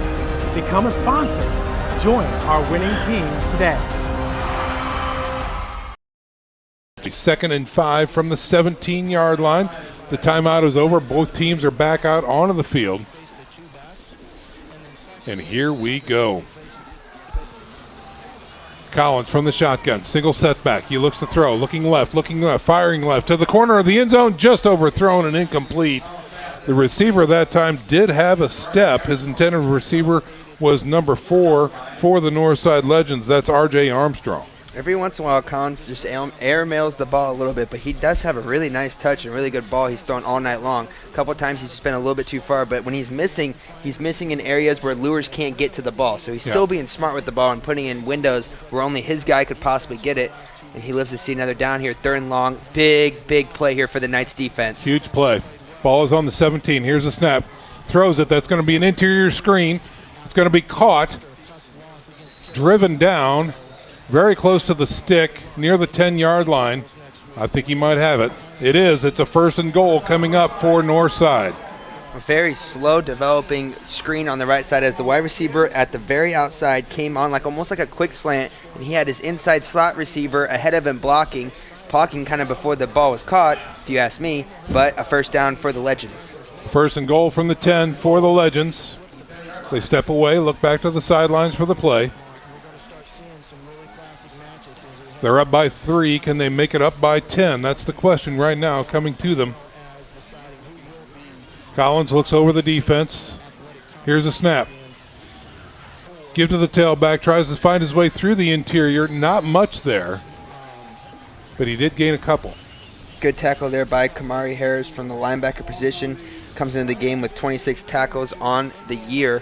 Makes a nice stop there. And we see Northside go to Alex Holiday Robinson very often in the red zone, trying to get him into that end zone once again as they look over the sideline for their next play. So look for Robinson and Collins the third to both kind of maintain the pace here and try to make some scores on their own as they've done all night long. Gain of 3 that time. Brings up second and goal from the 7 now. Robinson offset to the right. Collins, a little bobble, give to Robinson. He bounces it outside, tries to find the edge. Does he find the edge? Official goes down. No score, no indication yet as the official is still on the ground with a player underneath him. I think he was out of bounds just short of that pylon, but scary situation there as the official got his legs taken got wiped out of it. Yeah. slow to get to his feet, but he is back up standing and seems to be okay. A little shaken up as they're chatting with him over there at the far side of the field. No indication, and I think they're going to mark him just shy. Yeah, it's like 1 yard to go here on third down. 3rd and goal from the 1 now for Northside. He dove right for that pylon and took the official out at the same time, so we wound up just shy. 3rd and 1 now for Northside. From the shotgun, Robinson gives to the tailback, tries to find his way through the middle. He is pancaked. He's short. For a short loss. Great job there. I think that was Jackson. Yeah, Alan Jackson making the play for Luers from the linebacker position. Sticks him right at the line of scrimmage, and you want to talk about one of the bigger plays of the game here. Oh, my. It Looks comes like right down Northside's to it. going for it. You got Jack Sweeney and Gabe Hendricks in there for the Knights up the middle. They're going to try to plug some gaps here and stuff them short. 4th and 1, here they come. From the shotgun, Collins gives to the tailback through the middle. He's hitting the backfield but gets in. He's able to shake the tackle and dances into the end zone for 6. Holiday Robinson right up the gut and score at 6 for the Northside Legends. Holiday Robinson has shown all night long that he's able to be patient and make people miss in the backfield. As the Knights had 2 defenders waiting for him about 2 yards behind the line of scrimmage. They both miss. Touchdown Northside. Eric Pete, what'd you see down there from the sidelines? Well, a very determined run there on that play, but a couple plays earlier when he was thought he was in the end zone for a touchdown. Really interesting play. If you saw down here, as he was diving, fumbled the ball out of bounds. If you're a Luers fan, you might be saying he fumbled it out of the end zone, which of course would be a touchback and Luers ball. I know that's behind us now, but a very interesting call there. Of course, the ref was on his back, so we couldn't really tell what happened. Right, yeah, absolutely. Well, all in all, it's history now, and the play stands, and the PAT is good. So 7 more points on the board for the Northside Legends. We've got 9:47 remaining here in the contest. 45-35 is your score. The Legends on top of the Bishop Luers Knights by 10. We'll go ahead and keep it right here. Just a reminder, folks, that here on Redeemer Radio tomorrow, it is the defending national champion University of St. Francis Cougars in action. Kickoff time is 12. It's going to be a beautiful day in the fort, so please come on out to Bishop Darcy Stadium and check us out. If you can't, you can listen live to all the action right here on 106.3 FM or around the world at RedeemerRadio.com. Joe Parson going live at 12:45. He's going to have some schlub with him doing color tomorrow. That's me. No. Yeah. Let's call him out. Let's do it. There you go. So, again, that's University of St. Francis football right here on Redeemer Radio. And next week will be a grand time here as well on Redeemer Radio. Tailgate Talk starts at 6 p.m. on Friday night with our game of the week. It's the Piston Bowl, the Bishop Dwenger Saints versus the Concordia Cadets. Back to live action here. They're up by 10 here in the fourth quarter. The Northside Legends preparing to kick this one away. 2 men back deep for the Bishop Luers Knights. That's Presley and Johnson. High end-over-end kick, driving kick into the end zone, and Presley tries to take it out, but he cannot. As soon as it goes into the end zone, that is a touchback. So the Bishop Luers Knights will take over 1st and 10 from their own 20-yard line. Well, they're down by 10, Matt, and I think they're going to have to air things out. I think they're going to have to get a quick strike, and the defense is going to have to come up with something big if they want to get back in this contest. Yeah, and only running a total of 11 plays this half. 8 of them have been through the air for the Knights. So and they've had a lot of success through the air so far. So Knappy's going to continue to sit back there, try to make good decisions, and find wide receivers like Jordan Presley, Denarian Moore, and Cameron Hedgecock down the field. They spread things out, twins right and left with a single setback. Kanapke's in the shotgun. There's the snap. He looks to throw on 1st down, and he's got a blocker out there as Presley cannot escape the defender. Great open field tackle that time. Hedgecock could not shake that tackler. And, that was a really nice play there by Theo Redmond. Yep, Redmond was there. But still, a nice gain. Gain of 5 that time by Presley. Brings up 2nd and 5 from the 25. Kanapke from the shotgun. Throws, seam route left side. He's got a man wide open. Drew breaks one tackle, gets to the far side, has some open field, gets a block at there. the 40, the 35, the 30. Running out of bounds is Johnson. Great block by Cameron Hedgecock. I want to say that first. And then Jay McJohnson, let me know if you heard this before. Huge chunk play for the Knights as he's able to go all the way down the field and get into the red zone. I can't explain to you how great of a block Cameron Hedgecock just had, because he could have easily laid out that defender and probably gotten a personal foul penalty, as the guy didn't even see him coming. But instead, he just kind of gets his body in front of him, gives him a good shot, but not too hard, and is able to avoid any type of unsportsmanlike conducts, and the Knights are driving. Yet they are, and trying to get a read on that from the 25. The spot came back. I don't know. It's going to be north of the 20, out to about the 23-yard line. We've got a timeout on the field for Northside. It was like we had a player down, and it was number 9 who was shaken up for the Legends, which was Theo Redmond, who just got done making a really nice tackle earlier in the series. So another huge chunk play, Matt. You talked about it. That was a 52-yard connection right there from Kanapke to Johnson. Yeah, Johnson comes in averaging 17.4 yards per game. His longest on the season was 66 yards. That average per reception is going to go up even more after this game's over. He's just been shown that every time he touches that ball, you can just add a lot of yards to the play, because he just finds himself open, especially down the middle of the field. And they're trying to spend so much time, somebody covering Presley, somebody covering Moore, that you're forgetting about number 3, and he's taking it for big gains. That he has. So just outside the red zone now are the Bishop Luers Knights, and I love it when we talk about this, Matt, that the offensive coordinators and coaches and players agree with us that we say they have to go through the air to be successful, and then they do exactly what we say. It's almost like I have like a little bug in my ear that's kind of letting me know on what's going on. But, it's just kind of an offensive mindset I've seen for years, and even though we have a change in offensive coordinator this year, for Luers, it's still the same philosophy. It's still the same type of plays. It just gives Coach Lindsay a different view of the game. And he said before the game he just loves being down there, being able to just watch. There you go. Trips left, now draw through the middle as Cowards tries to spin out of one tackle. Gets close to the 20. Gain of a couple there. They're going to down him at the 21. A lot of ground given up there by the offensive line for Luers, and that's not something I've said often tonight or really all year long. Draw plays take forever to develop, so it's really important that you pass block, but you're able to kind of separate between the line of scrimmage, and unable to do it that time, so only a short gain here on first down. 2nd and 8 now for the Knights. Here's a snap. Kanapke looks to throw, pumps, fires into the end zone. He's got a man. Hedgecock with a score. Touchdown, number 12. Hedgecock has been trying to go over the top of the defense all night long, and finally Kanapke is able to find him down the field and make a great throw, and he had to do it under some pressure as there was a defensive end right in Kanapke's grill as he threw that ball, but puts a great loft, great touch on it, and the Knights answer back. Who's going to give, Sean? Yeah, isn't that the question? Boy, oh boy, a 22-yard score and a very quick drive put together by the Bishop Luers Knights. That's an 80-yard drive, and they are back in business. Let's see if Drake can punch this one through. The kick is up, and it is good.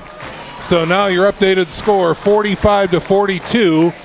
The Northside Legends clinging to a 3-point lead. Let's check in with Eric Pete on the sidelines. Well, just a heck of a play by Hedgecock there.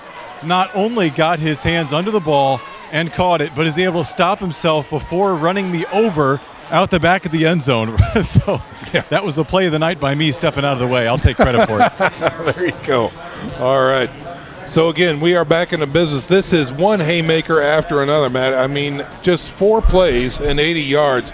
A very impressive drive here in the fourth quarter for the Bishop Luers Knights. Yeah, 3 passes, 1 run on that drive, and it looks good and it feels good for that offensive unit, but your defense is going back out on the field, and all this goes away if you're unable to get that one stop. They've got to make that stop. They're still down by 3. A tremendously high-scoring game here on tap with Bishop Luers, and we still have plenty of time left. 8:36 to go here in the contest. So, folks, just a reminder, the locally and family-owned for 33 years, Tim Didier Meats has built a reputation for fresh, custom meat orders. If you'd like that special cut of ground beef for your next gathering, Tim Didier Meats can help.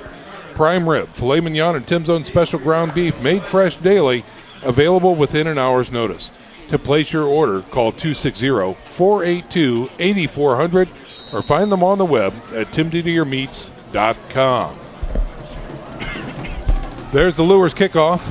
End over end, a little short. No return that time as the return man for Northside had to just dive for it. Yeah, that was not a very smart play there for the No. Legends, as he had plenty of time to let that ball bounce up into his stomach or let it just hit in general. He dove forward almost like an outfielder in center field trying to make a catch, and because of that, they're going to start all the way back on their own 15-yard line. So a good opportunity here for the Knights defense as they start with really good field position and another life and another chance to make a stop. Jordan Turner was a return man for the Legends there. Now, he is a freshman, Matt. So, again, that's we might chalk that one up as a freshman mistake. You know what? I'll forgive him for it because he's had a huge night. He has. As a wide receiver. Yep.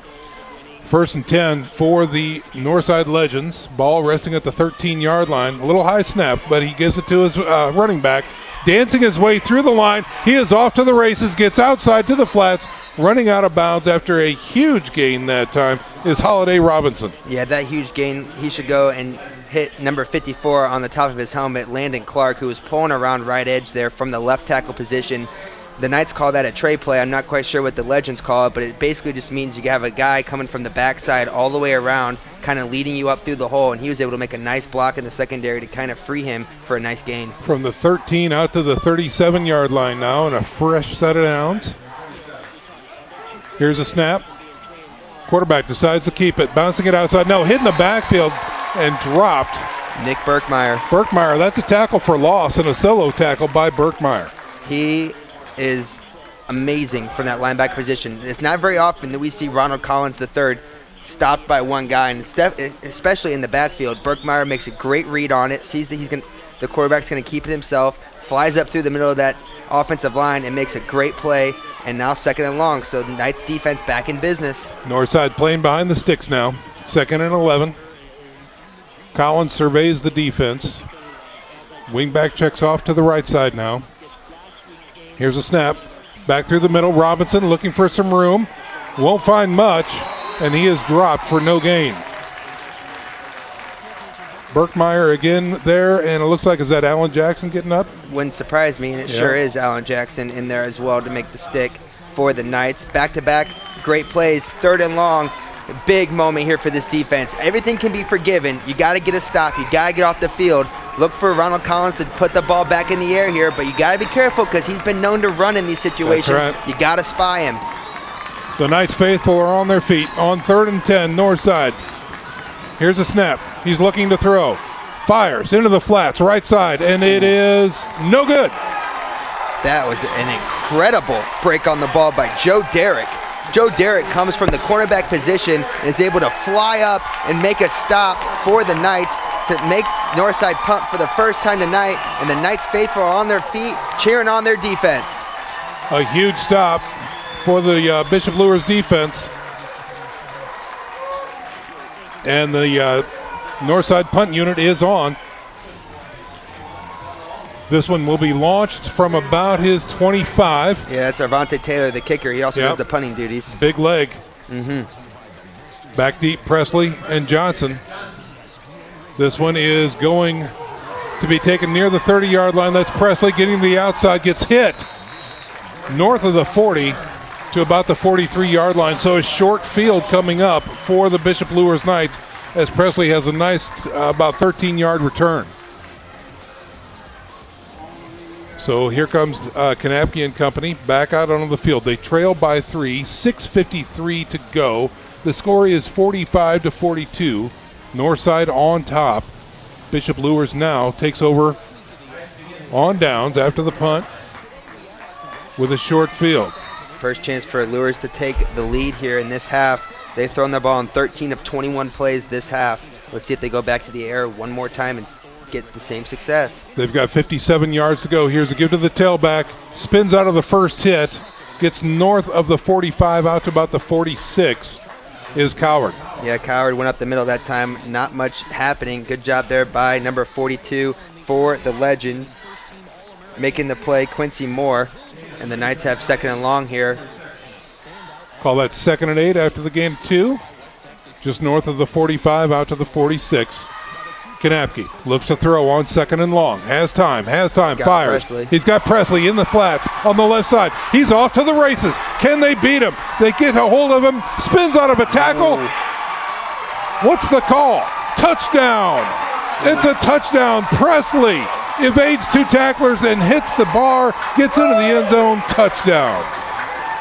Jordan Presley just showed why he is just a different type of person, just a different type of player compared to anybody else on the field. We saw a glimpse of it from Ronald Collins III all throughout the game, but Jordan Presley says, I'll do you one better. Great job getting open over the middle of the field, and then the effort at the end of the play to shed 2 tacklers and dive for the pylon. This kid wants it, you can just tell.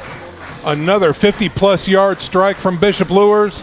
The PAT is up, and it is good. Unbelievable. Eric Pete, what did you see down there? Well, I saw an athlete just take over.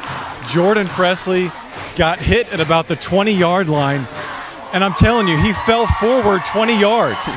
That's what it looks like. He was stumbling, he was spinning, he was flying through the air, using his hands to just inch him forward the last couple feet to the end zone, and holds his hand over the pylon for the score. If that is not an unbelievable individual effort, I don't know what is. He willed it, and it happened. 49-45 is your score with 6:12 remaining here in the contest. It is the Bishop Luers Knights taking over. And Matt, I believe that's the first lead of the game for Bishop Luers. That's where we're at. So the Bishop Luers Knights, with 6:12 remaining here in the contest, finally take the lead. And they are preparing to kick this one away. Podzalinski, number 22, puts the ball at the 40, and the kick team is on the field. Sean, I don't know what to do. I'm out of room on my drive chart sheet. I thought I had plenty for tonight. I've never had this problem before, but it's just touchdown after touchdown after touchdown. Yeah, I don't know that we've ever called such a game with a cumulative score that it is. 49-45 is the score. Bishop Luers on top of Northside. Let's see. Podzalinski will put his leg into it. End over end kick going towards the sidelines. It will be taken by the freshman traveling back to the middle, looking for a lane. He finds a lane, gets a nice return north of the 30 out to about the 35. Nice return there by Turner, as we have a little bit of a difference of opinion at about midfield, but it gets all separated and everybody returns to their respective sidelines. So Northside will start their drive here in good field position, something that they were unable to do last time out, and really they've had trouble all half finding good field position, but they're going to get it here starting at about the 35, about the 36-yard line. It looks like maybe about 35, and a good opportunity to try to stop the momentum. You know, they've answered the call every time. Luers has found a little bit of success. So now it's just going to be, can they continue to do that? The last drive stalled for Northside. Can they turn things around here? They need to now that they're down by 4.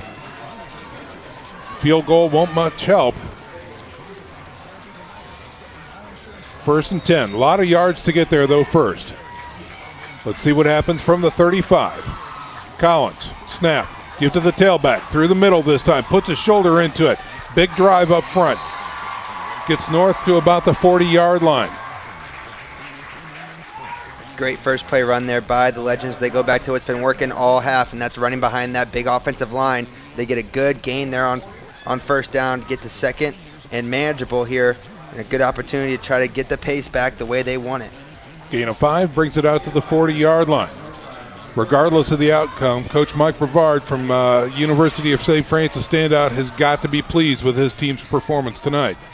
2nd and 5. Here's a quick screen out to the left side. Hit and dropped.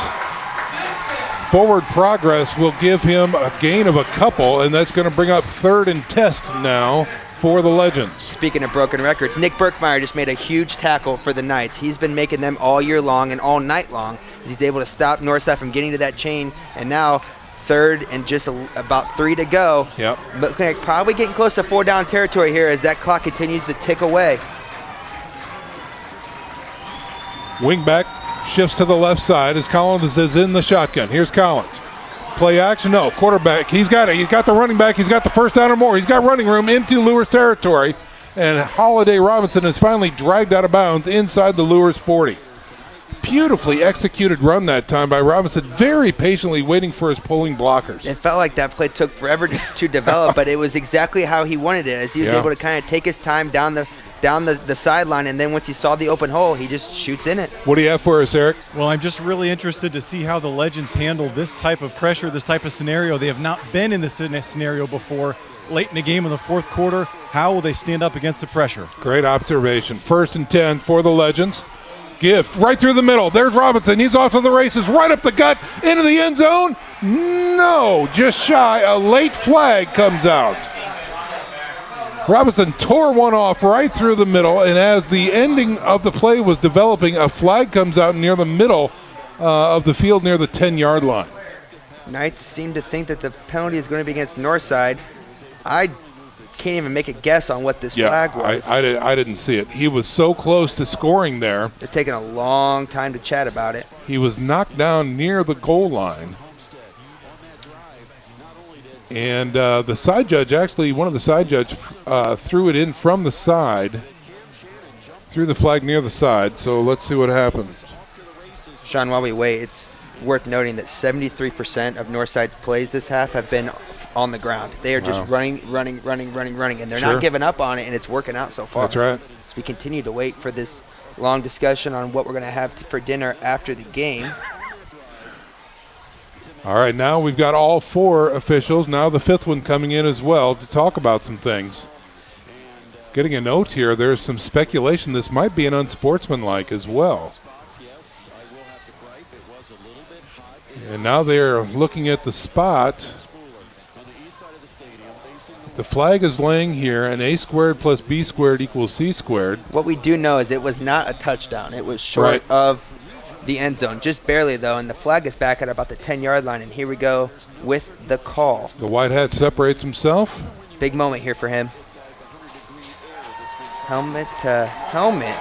Against Northside. So it must have been a block down field where they went helmet to helmet. Yeah. So what was a huge chunk play is now going to be taken back almost completely. Yeah, let's see. They're going to mark this one at about the 26, it looks like, 27. Which would be enough for a first down. Yes. Which is now what they're, I guarantee, discussing on whether he gets the first down. If the penalty goes backwards but still past the first down line to gain, it should be a first down.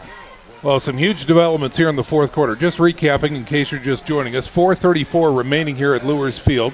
The score 49-45. Luers has just taken the first lead of the night against the Northside Legends. Again, Northside coming into the contest winless, and Luers sitting with a 3-1 record so far. And Northside really has shocked the Luers Knights all night long, and now it's been haymaker after haymaker, both of these squads going at it. That will be enough for a first down after the penalty still. And now the officials are talking to the coaches on the Northside sidelines. I don't blame the Northside coaches. I'm sure they just want an explanation on what happened. So, yeah, it looks like it's going to be a 1st and 10 for Northside from the Luers 26. Knights dodge a huge bullet on that play. Let's see if they can do something with it. Collins in the shotgun. Here's the snap. Get to the tailback. No, quarterback keeper on the right side. Spinning and getting some positive yards is Collins. Going to call that a gain of 4, bringing up 2nd and 6. Another great decision there by Collins to keep the ball himself and take it up that right side, right on the right side edge. He's able to get some yards out of what looked like nothing. The Knights defense does a good job up front there with Sweeney and Hendricks to kind of maintain the line of scrimmage on that play. They got to continue to put those type of plays together to get off the field. 2nd and 6. Another read option. This time gives it to Holiday Robinson, and he will get not much. Gets back to the line of scrimmage, maybe a yard. Or is that going to be, it looks like even a loss maybe. Yeah, Kamari Harris there on the tackle, but back-to-back really, really good efforts out of Gabe Hendricks. Does a great job there taking 2 blockers and just still maintaining that line of scrimmage, letting Kamari Harris roam free and make the stop. 3rd and long here, definitely 4-down territory for the Legends. And let's see if they go back to the air after a lot of runs. 3rd and 7 now for the Legends. 2 receivers to the left side. Here's the snap. Another read option. He pulls it, looks to throw. High, air mails it into the end zone, picked off. We've got a flag on the play. And the Luers faithful are not happy whatsoever. And finally, the defender takes a knee in the end zone, and they whistle the play dead.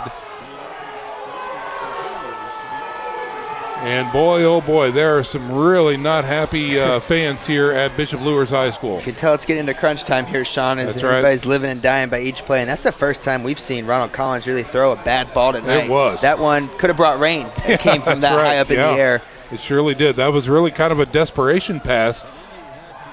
And the flag is going to be against the defense of the Bishop Luers Knights. So the Knights dodge a bullet with the flag, and then the Legends say, well, we'll dodge one with the flag as well, as that would have been a huge play. Yeah. But instead it keeps the drive alive, and let's see if Northside can do something with the extra life. You bet. So they move the chains. That will bring up a 1st and 10 as they place the ball outside of the 10-yard line. Looks to be close, though. We'll call it at the 12-yard line of Bishop Luers. Here's a snap. Quick hitter on the slant. Oh, nearly picked off that time, but incomplete. Knights secondary doing a really, really good job this half, and especially this drive, playing really tight defense and making it hard on Collins in the quarterback position. What do you have for us, Eric Pete? Well, you just can't say enough about Collins. I mean, he's nearly willing his team to victory. They might get a score here, but either way, as you said, Sean, a valiant effort for a guy playing his 15th high school game. He's never won. These guys have to learn how to win. Will it be tonight? We'll see. 2nd and 10. Here's the snap. Give to the tailback. Off tackle, right side. Holiday Robinson again getting positive yards for the Legends. And that's going to bring up a 3rd and 5 now for the team dressed in red and white. That was the 8th play of the drive, and I really, really like that play call. As offensive coordinator for Northside goes back to what had been working all half, and that's running the ball after back-to-back really, really close interceptions. And he goes back to running the ball. 3rd and 5 here. Still a long way to go. He might have to go back to the air. QB keeper here could also be really, really deadly. Here's a snap. Read option. Give to Robinson. He breaks 1 tackle. He breaks 2 tackle. Diving for the end zone. Touchdown. Arm tackling will not bring down Holiday Robinson, and it was on display as he breaks 2 tackles and gets in for a Northside score. That's multiple times tonight. We've seen the Knights have a chance to get Holiday Robinson in the backfield, and a couple wimpy arm tackles, like you said, is not going to do it. And he's able to get to that outside, and when he gets to that corner, you can say goodbye to him as well as he answers the call. And now it turns back to that Knights offense, and the shootout continues. That's exactly right. And unfortunately, we've got a Legend down on the far side of the field. I don't know if that is Holiday Robinson. It's a player in the end zone down there. Okay, getting confirmation from Eric that it is Holiday Robinson that's down in the end zone. So we're going to go ahead and step out for a break here, folks. No real PAT at this point as he is being attended to. 51-49 is the tentative score. And, okay, we're not going to step out as he is now taking his feet and is walking his way to the sidelines. So the special teams will be coming on the field right now to try and spread the lead a little bit. Now, 51-49, they're up by 2. Interestingly enough, will they maybe go for 2 here to make it a 4-point lead instead of a 3-point? I wouldn't expect them to. I'm trying to see if I see a kicker going back out there. Looks like they are going to kick it. They are going to kick, yeah. It's one of those situations where you want to make sure that a field goal doesn't beat you. Right. 4 would be nice, but this PAT kicker for the Legends has been solid all night long. He has. Arvante Taylor, number 51, is in for the point after attempt. Oh, the ball rolls to him. It is up, though, and good. So tremendous job that time by the holder to grab a hold of that ball and get it where it needs to be. The PAT is good. And now 52-49 is your score. Northside on top. We're stepping out for a 30-second break. You're listening to SAC Football on Redeemer Radio 106.3 FM. All right. Runners are running, play coming home. From the crucial plays to the highlight of the game to the victory celebration, we are there. Summit City Sports isn't just a business. It's a group of companies investing in the youth of Fort Wayne athletics. It's because of Parkview Sports Medicine, because of Kelly Automotive Group, Indiana Wesleyan University, University of St. Francis, and Big Eye Fish, that we can produce our broadcast viewed by hundreds of thousands in Northeast Indiana. Support Summit City Sports. Become a sponsor. Join our winning team today. Well, folks, maybe your game is wrapped up. You're in the car heading home. Right now, we're broadcasting live from Luers Field, where the score is 52-49. The Northside Legends have responded, have gone back on top after a very courageous and valiant drive put together by Ronald Collins and company on the Northside Legends offense. We have 2 minutes and 29 seconds left remaining, Matt Geely, for Norman Kanapke and company to respond for the Bishop Luers Knights. He's going to air it out. He's going to try to find his weapons down the field. Plenty of time left. Probably enough time for Northside to get the ball back and score one more time, too, and Luers to probably do it again. So this game is far from over, but it's going to take a valiant effort by this Knights offense. Presley returns it from the 2. He's got some room, looking for a lane, gets stuck, gets out of 2 tackles, spins, takes it near midfield. Presley with a monster return for Bishop Luers. I get goosebumps. I'm not even down there playing. I can't even imagine what it must feel like on that sideline to see one of your brothers out there just absolutely giving 100% effort. You can just tell how much he wants this, and it's contagious. You can just see it on the sideline. You can see it in that huddle, and now you roll from there. 39-yard return that time for Presley. And here comes Kanapke from the sidelines. Kanapke's passing attack has been solid all night long.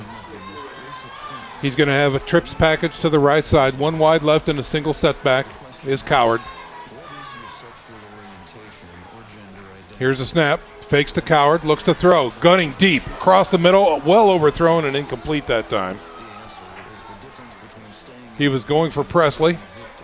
Yeah, went for the big shot on first down, and not sure that was the designed look there by Kanapke. He thought Presley had a step, just overthrew him by a little bit. He was pressured on that left side of the offensive line, and he was able to step up and try to deliver that ball. So now 2nd and long. Kanapke in the shotgun, awaits the snap. Here it is. Looks to throw, looking left, guns it. He's got a man near the sticks, trying to get out of 1. Cannot get out of that tackle, and he's going to be dropped. But after a nice gain that time, that is number 16 for the Bishop Luers Knights, Denarian Moore. Yeah, Denarian Moore goes back to the play that worked for him all first half and most of the second half as well, and that's about a 7-yard button hook where he just sits there and waits for the ball to come to him. He finds a soft spot in that cover 2 defense the Legends are throwing out there, and he's able to get it back in 3rd and manageable. Critical down here for the Bishop Luers Knights. 3rd and short. Kanapke from the shotgun, looks, fires across the field. He's got his man. That's Hedgecock. He's got the catch and a first down at the 45-yard line of Northside. Kanapke showing off his arm strength as he had to throw the ball. It only went about 10 to 15 yards, but he had to throw it what seemed like 30 yards across the entire field. Yep. And with that, nice catch there by Hedgecock, a good possession catch, and keep the chains moving and keep the drive alive. They mark it at the 44-yard line. Kanapke again in the shotgun. Twins right, twins left. Here's a snap. Looking downfield, flush from the pocket, throws, and out of bounds that time is Kanapke.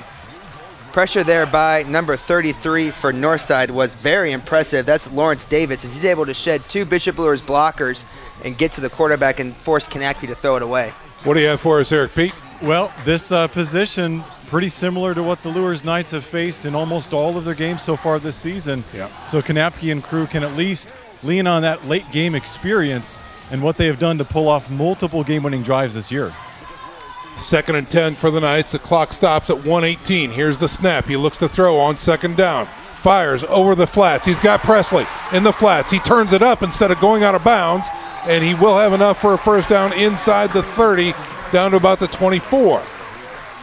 I just don't understand how you let number 2 in black get open. Unbelievable. Yeah. He has found his way open so many times, and it's not huge plays down the field. He's just coming across the middle of the field, and he just continues to run his route, and he doesn't give up on the play. Kanapke does a good job avoiding the pressure and finding him down the field, as that ball was almost strip sacked from behind. Good pressure by the defense. O-line's got to try to get a little bit better pass pro here. 1st and 10 from the 24. Pressure comes. He guns it to the flats. Right side incomplete. In and out of the hands of his intended receiver, Presley. Presley is gassed. He is down. He's taking his time getting up and walking back to the huddle.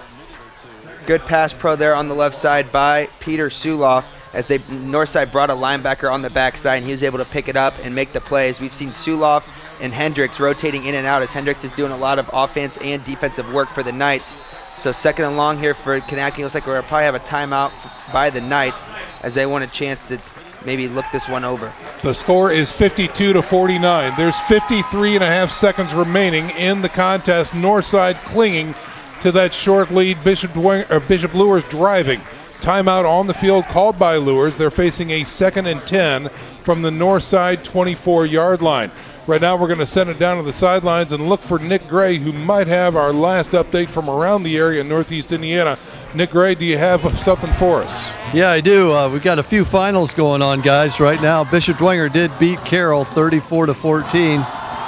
Concordia did end up beating Northrop 42-30. Wayne beat Southside 35-0. Also, Snyder beat Homestead 23-7. And New Haven did beat Norwell 14-7. Back up to you guys. All right, thanks very much, Nick Gray. Well, again, we are broadcasting live from Luers Field. Sounds like a lot of folks might be driving home from their games right now, so welcome in to the action. 52-49 is your score. Northside on top of Luers.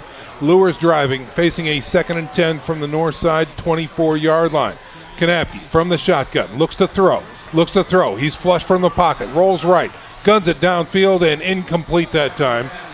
Almost trying to find Hedgecock, but again, I think smartly just threw it out of bounds. 7 plays, 7 passes so far for the Knights on this drive, and Northside has really changed it up these last 3 attempts by Luers. They've brought both middle linebackers that time, so not only are they bringing 5, but now they're bringing 6 on each play, which means the running back has got to get up and try to defend one of the linebackers coming, and that's what's forcing Kanapke out of the pocket.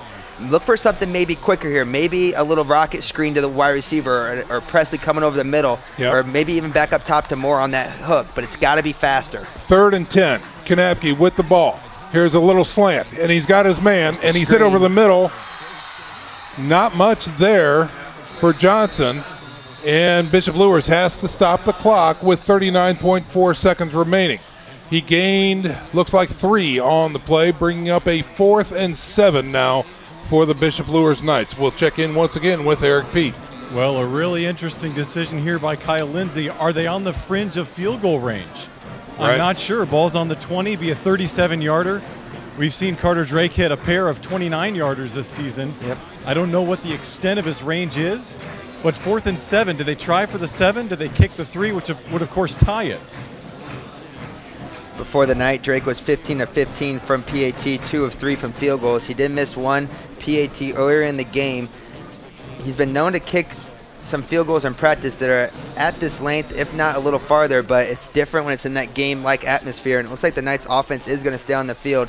That slip screen to Jay McJohnson was so close to breaking free. It was 1 tackle away from able to get down the field. 4th and 7. The game comes down to it. They're down by 3, and now another timeout on the field. Northside this time. Northside calls a timeout, and both squads go back to the sidelines. This is the play of the game, and if you're back in town for homecoming, boy, the Bishop Luers Knights really know how to throw one big homecoming party. Certainly not the game you and I expected when we got here many hours ago, man. No, and Sean, I don't know why I didn't expect it, because so far every game that we've called here with the Knights, it's almost put me in a cardiac arrest, and it continues tonight. And this is probably the most telling moment for the Knights that they've had all season long. And it's you know, they've kind of weathered the storm all game, and now they finally have an opportunity to cash in on it. But 4th and long here, there's a lot of different plays you could call. I guarantee you it's going to be a pass. You got Moore at the top, you got Hedgecock at the bottom, and you have Presley in the slot, also with Jay McJohnson in the slot. So a lot of weapons. It's all about that offensive line, the nucleus up front. Can they give Kanapke enough time to make the throw? And can they stop this blitz? Northside look like they're bringing 2. Just north of the 20, here it is. The game's on the line. He throws. He's got a slot incomplete and no good. The game is technically over as the Northside Legends survive the onslaught from the Bishop Luers offense. On 4th and 7, they cannot complete the pass, and Northside takes over with 36.3 seconds remaining. So Kanapke was looking for Hedgecock on a little bit of a curl route at the bottom of the sideline, the Knights sideline. Northside did bring 6 up the middle. They brought both inside linebackers. Offensive line did a pretty good job picking it up, along with Hedgecock, who helped out. Along with Cowherd in the backfield, who helped out. And it gave Kanapke enough time. The ball just kind of sailed on him a little bit high, a little bit outside. And a spirited effort here by Northside. They deserved this game. They played hard from the start to the finish, offensively and defensively. And this is one of those wins that it's a program telling it's the biggest win of the season. Oh yeah, no, absolutely right. So Northside will take that victory formation, and they will wind it down. And let's see if they have to reset. They do not. That's it, ladies and gentlemen. 52-49 is your score. The Northside Legends come in on homecoming night and shock the Bishop Luers Knights and walk away with a huge win as both teams come into the midfield stripe for the shake of hands. And what a game it has been. We're going to step out for a little 1-minute break. When we come back, we will have our post-game offering. Stick around, folks. This is SAC Football on Redeemer Radio 106.3 FM. Parkview Sports Medicine is an integrated sports medicine team. I mean, I always had my family behind me. I always had my team behind me, but to have staff that wanted the best for me and to get me feeling better the quickest was really reassuring. Parkview Sports Medicine. Game on. The Kelly Automotive Group is simple, transparent, reliable. Simple. Our customer specialists make buying a car easy and fun. Transparent. Our price listed is the best price. No hassle, no gimmicks. Reliable. Buy with confidence and peace of mind. We work hard to ensure the best value however you shop. Choose from over 60 vehicles under $10,000. Visit drivekelly.com. The Kelly Automotive Group. Simple, transparent, reliable.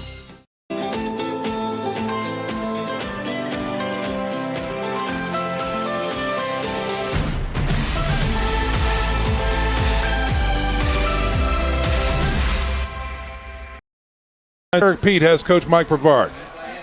Hey guys, Coach Brevard getting embraced by some coaches and players here. Just an emotional moment for Coach for sure. We'll get to him in a second as he buries his head in a shoulder of one of the other coaches here. What a moment for this Northside team. 20 straight losses. This is his first win ever as a head coach. And of course shakes up the SAC title race with Luers taking their second loss. So now you've got Dwanger alone at the top, and we've got Coach Brevard. Coach, talk to me your emotions right now. What does this win, what does this mean to you? Cut that out. But we got you. Man, I mean, it means a lot. I mean, that's actually my mentor right there, Dennis Goins. And, they wrote a story on my life and just everything I've been through, and that man changed my life. And for these kids to, just get that victory means everything. Talk about this game a little bit. Just back and forth, high scoring the whole way. What made the difference for you guys down the stretch, and what did you think seeing them able to push through and finally get that victory? Man, talk about a heart attack, just going back and forth. Because, I mean, these past weeks, defense kind of played well and the offense kind of stalled out. And just naturally, when the offense stalls out, the defense just naturally just gets tired and they lay down. Where, I mean, today, offense, we finally put it together, and however, defense, we came up a little short there, but a win's a win. Ronald Collins III, what can you say about your quarterback, his play, his decision-making, his leadership tonight? I mean, we challenged Ronald. We put a lot on his plate even last year as a freshman, and this year, he's a sophomore. He's a fast learner. And, this Northside team, we're young. And, Ronald, Alex, I mean, they all did a great job, and I'm just excited that they finally got this first one. Congrats on the win. Go enjoy it, Coach. Thank you for your time. All right, Sean, back to you. Good stuff, Eric Pete. Thanks very much, and special hats off to Coach Mike Brevard from the Northside Legends. And Matt, when we talk about this signature win for the Legends, again, hats off. Player of the game, clearly, Collins did a phenomenal job for me, myself, my background. That offensive line for Northside just played one whale of a game. That's all there is to it. Yeah, and it's fun to block when you're up front, when you have a guy like Alex Holiday, Robinson, and Ronald Collins III behind you making plays on their own. It makes you want to be better. And, every time the defense, like Coach just said down there, every time the defense kind of gave something big up, that offense said, you know what, we're going to go out and we're going to do our own thing. And they responded every single time Luers scored, it was Northside right after scoring themselves and getting the momentum back to their side. It was a very impressive effort. Knight's offense looked really, really good all night long. The passing game was there, running game was there as well. Defense just was unable to make enough stops to really keep the game alive, and then the offense had to kind of go for it at the end, and it just came up a little bit short here on homecoming. That they did. Well, ladies and gentlemen, just a reminder about next week. I'm trying to stall here to give Charlie some opportunities to to gather some information. This is a really tough stats work to do right now. Tonight, again, we talked about the haymakers going back and forth, and 52-49 is your final score. There's just so much data to compile, but just a reminder, tomorrow, University of St. Francis football right here on Redeemer Radio, 106.3 FM. Pregame starts at 11:45 with kickoff at 12 with Joe Parson and myself on the call. Remember, you can listen here locally at 106.3 FM or around the world at redeemerradio.com. Next week, we'll have a very interesting game as we've got two teams coming off of victories. It's the Bishop Dwenger Saints hosting the Concordia Cadets in the Piston Bowl at Zollner Stadium. Tailgate Talk starts at 6 p.m. with Casey O'Boyle and the crew breaking down this week, and I'm sure they're going to have a lot to talk about this game tonight, next week on Tailgate Talk. So they can be heard at 6 p.m. Friday evening. And our Game of the Week coverage starts at 6:55 p.m. right here on Redeemer Radio. And then we get into the Bishop's Bowl after that, and then, of course, it's the Snyder coverage, which, again, it comes down to three very good teams here in the SAC, Bishop Dwenger, Bishop Luers, and, of course, Snyder as well. So a really great way to finish the second half of the SAC regular season. And, of course, we will keep our eyes and ears on not only the Bishop Luers Knights, but also the Bishop Dwenger Saints as they progress into the postseason. And, Matt Gili, you've been a part of the Bishop Luers squad and were for years. The regular season SAC play and what it does for these Bishop Luers Knights as they then face teams of their similar caliber on their way down to Lucas Oil. Talk about that and what the SAC does to prepare teams like the Bishop Luers Knights for postseason play. Well, tonight's just a great example of what the SAC gives you, and it gives you no nights off. There's never a night in this conference where you can lay down and go through the motions. And it shows from top to bottom in the standings, and it's something that helps you kind of prepare. We call it championship presentation, and it's each week you prepare this. You try to prepare the same exact way to give the best effort and the best presentation on the field on Friday nights. And because when you get in the playoffs, you can't afford games like this. You can't afford games where you take a step backwards and you don't progress like your team should. So when the SAC is so tough, it makes you week in and week out play really, really good opponents. And then when you get into the playoffs, it's like muscle memory by that point. And it turns away from championship presentation and just becomes the way that your team operates. Yeah, absolutely right. So, again, just recapping, ladies and gentlemen, in case you're just joining us, 52-49 is your score. The first win for Mike Brevard and company over the Northside Legends after they have killed a 20-game losing streak. So hats off to that crowd over there.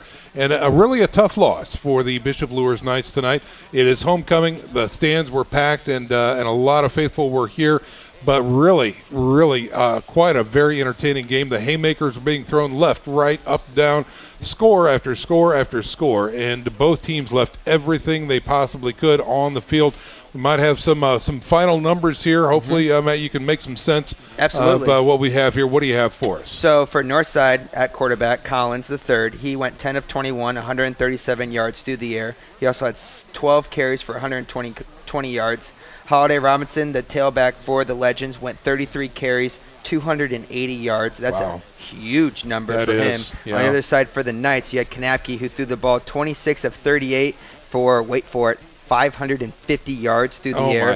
Kanapke had to throw it all night long. Presley had 8 carries for 112 yards. A great game for him. And then Jamek Johnson, 6 receptions, 148 yards. So your players of the game, definitely Collins III and Holiday Robinson for the Legends. And also Charlie, way to make it happen on those stats. I would never want to be you. Absolutely right. Hats off, young man. Well done. That's going to do it for our coverage, ladies and gentlemen. Can't thank you enough for being with us tonight. So let's hand out some very special thank yous for Mary and Carolyn Poinsett back at the station for keeping us on the air. Tonight, our When you experience a sports injury, muscle, or joint pain, you want treatment right away. Parkview Ortho Express provides same-day orthopedic and sports injury care without referral or appointment, offering diagnostics, x-rays, the region's only body composition DEXA scan right inside of the Sport One Parkview Fieldhouse. Walk in Monday through Thursday, 7 to 7, Friday, 7 to 5, and Saturday, 8 to noon. For more information, go to parkviewsportsmedicine.com/orthoexpress.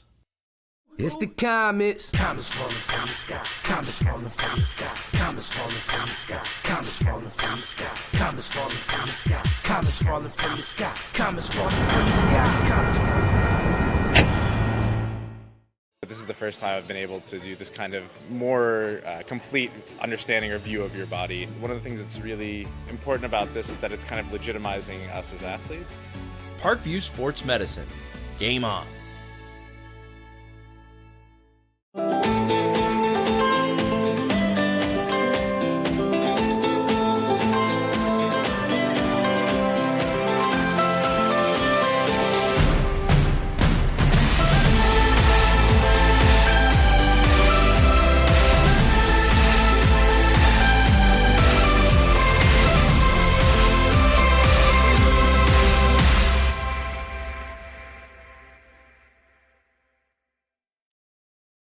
The Kelly Automotive Group is simple, transparent, reliable. Simple. Our customer specialists make buying a car easy and fun. Transparent. Our price listed is the best price. No hassle, no gimmicks. Reliable. Buy with confidence and peace of mind. We work hard to ensure the best value however you shop. Choose from over 60 vehicles under $10,000. Visit drivekelly.com. The Kelly Automotive Group. Simple, transparent, reliable.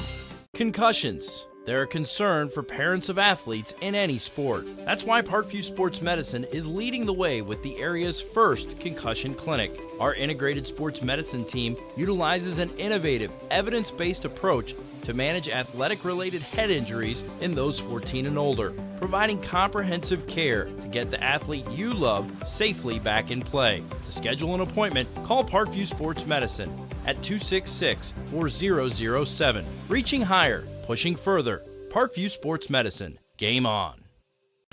Get mad about blue. Get mad about your Fort Wayne Mad Ants. When looking for the best basketball action in town, it's the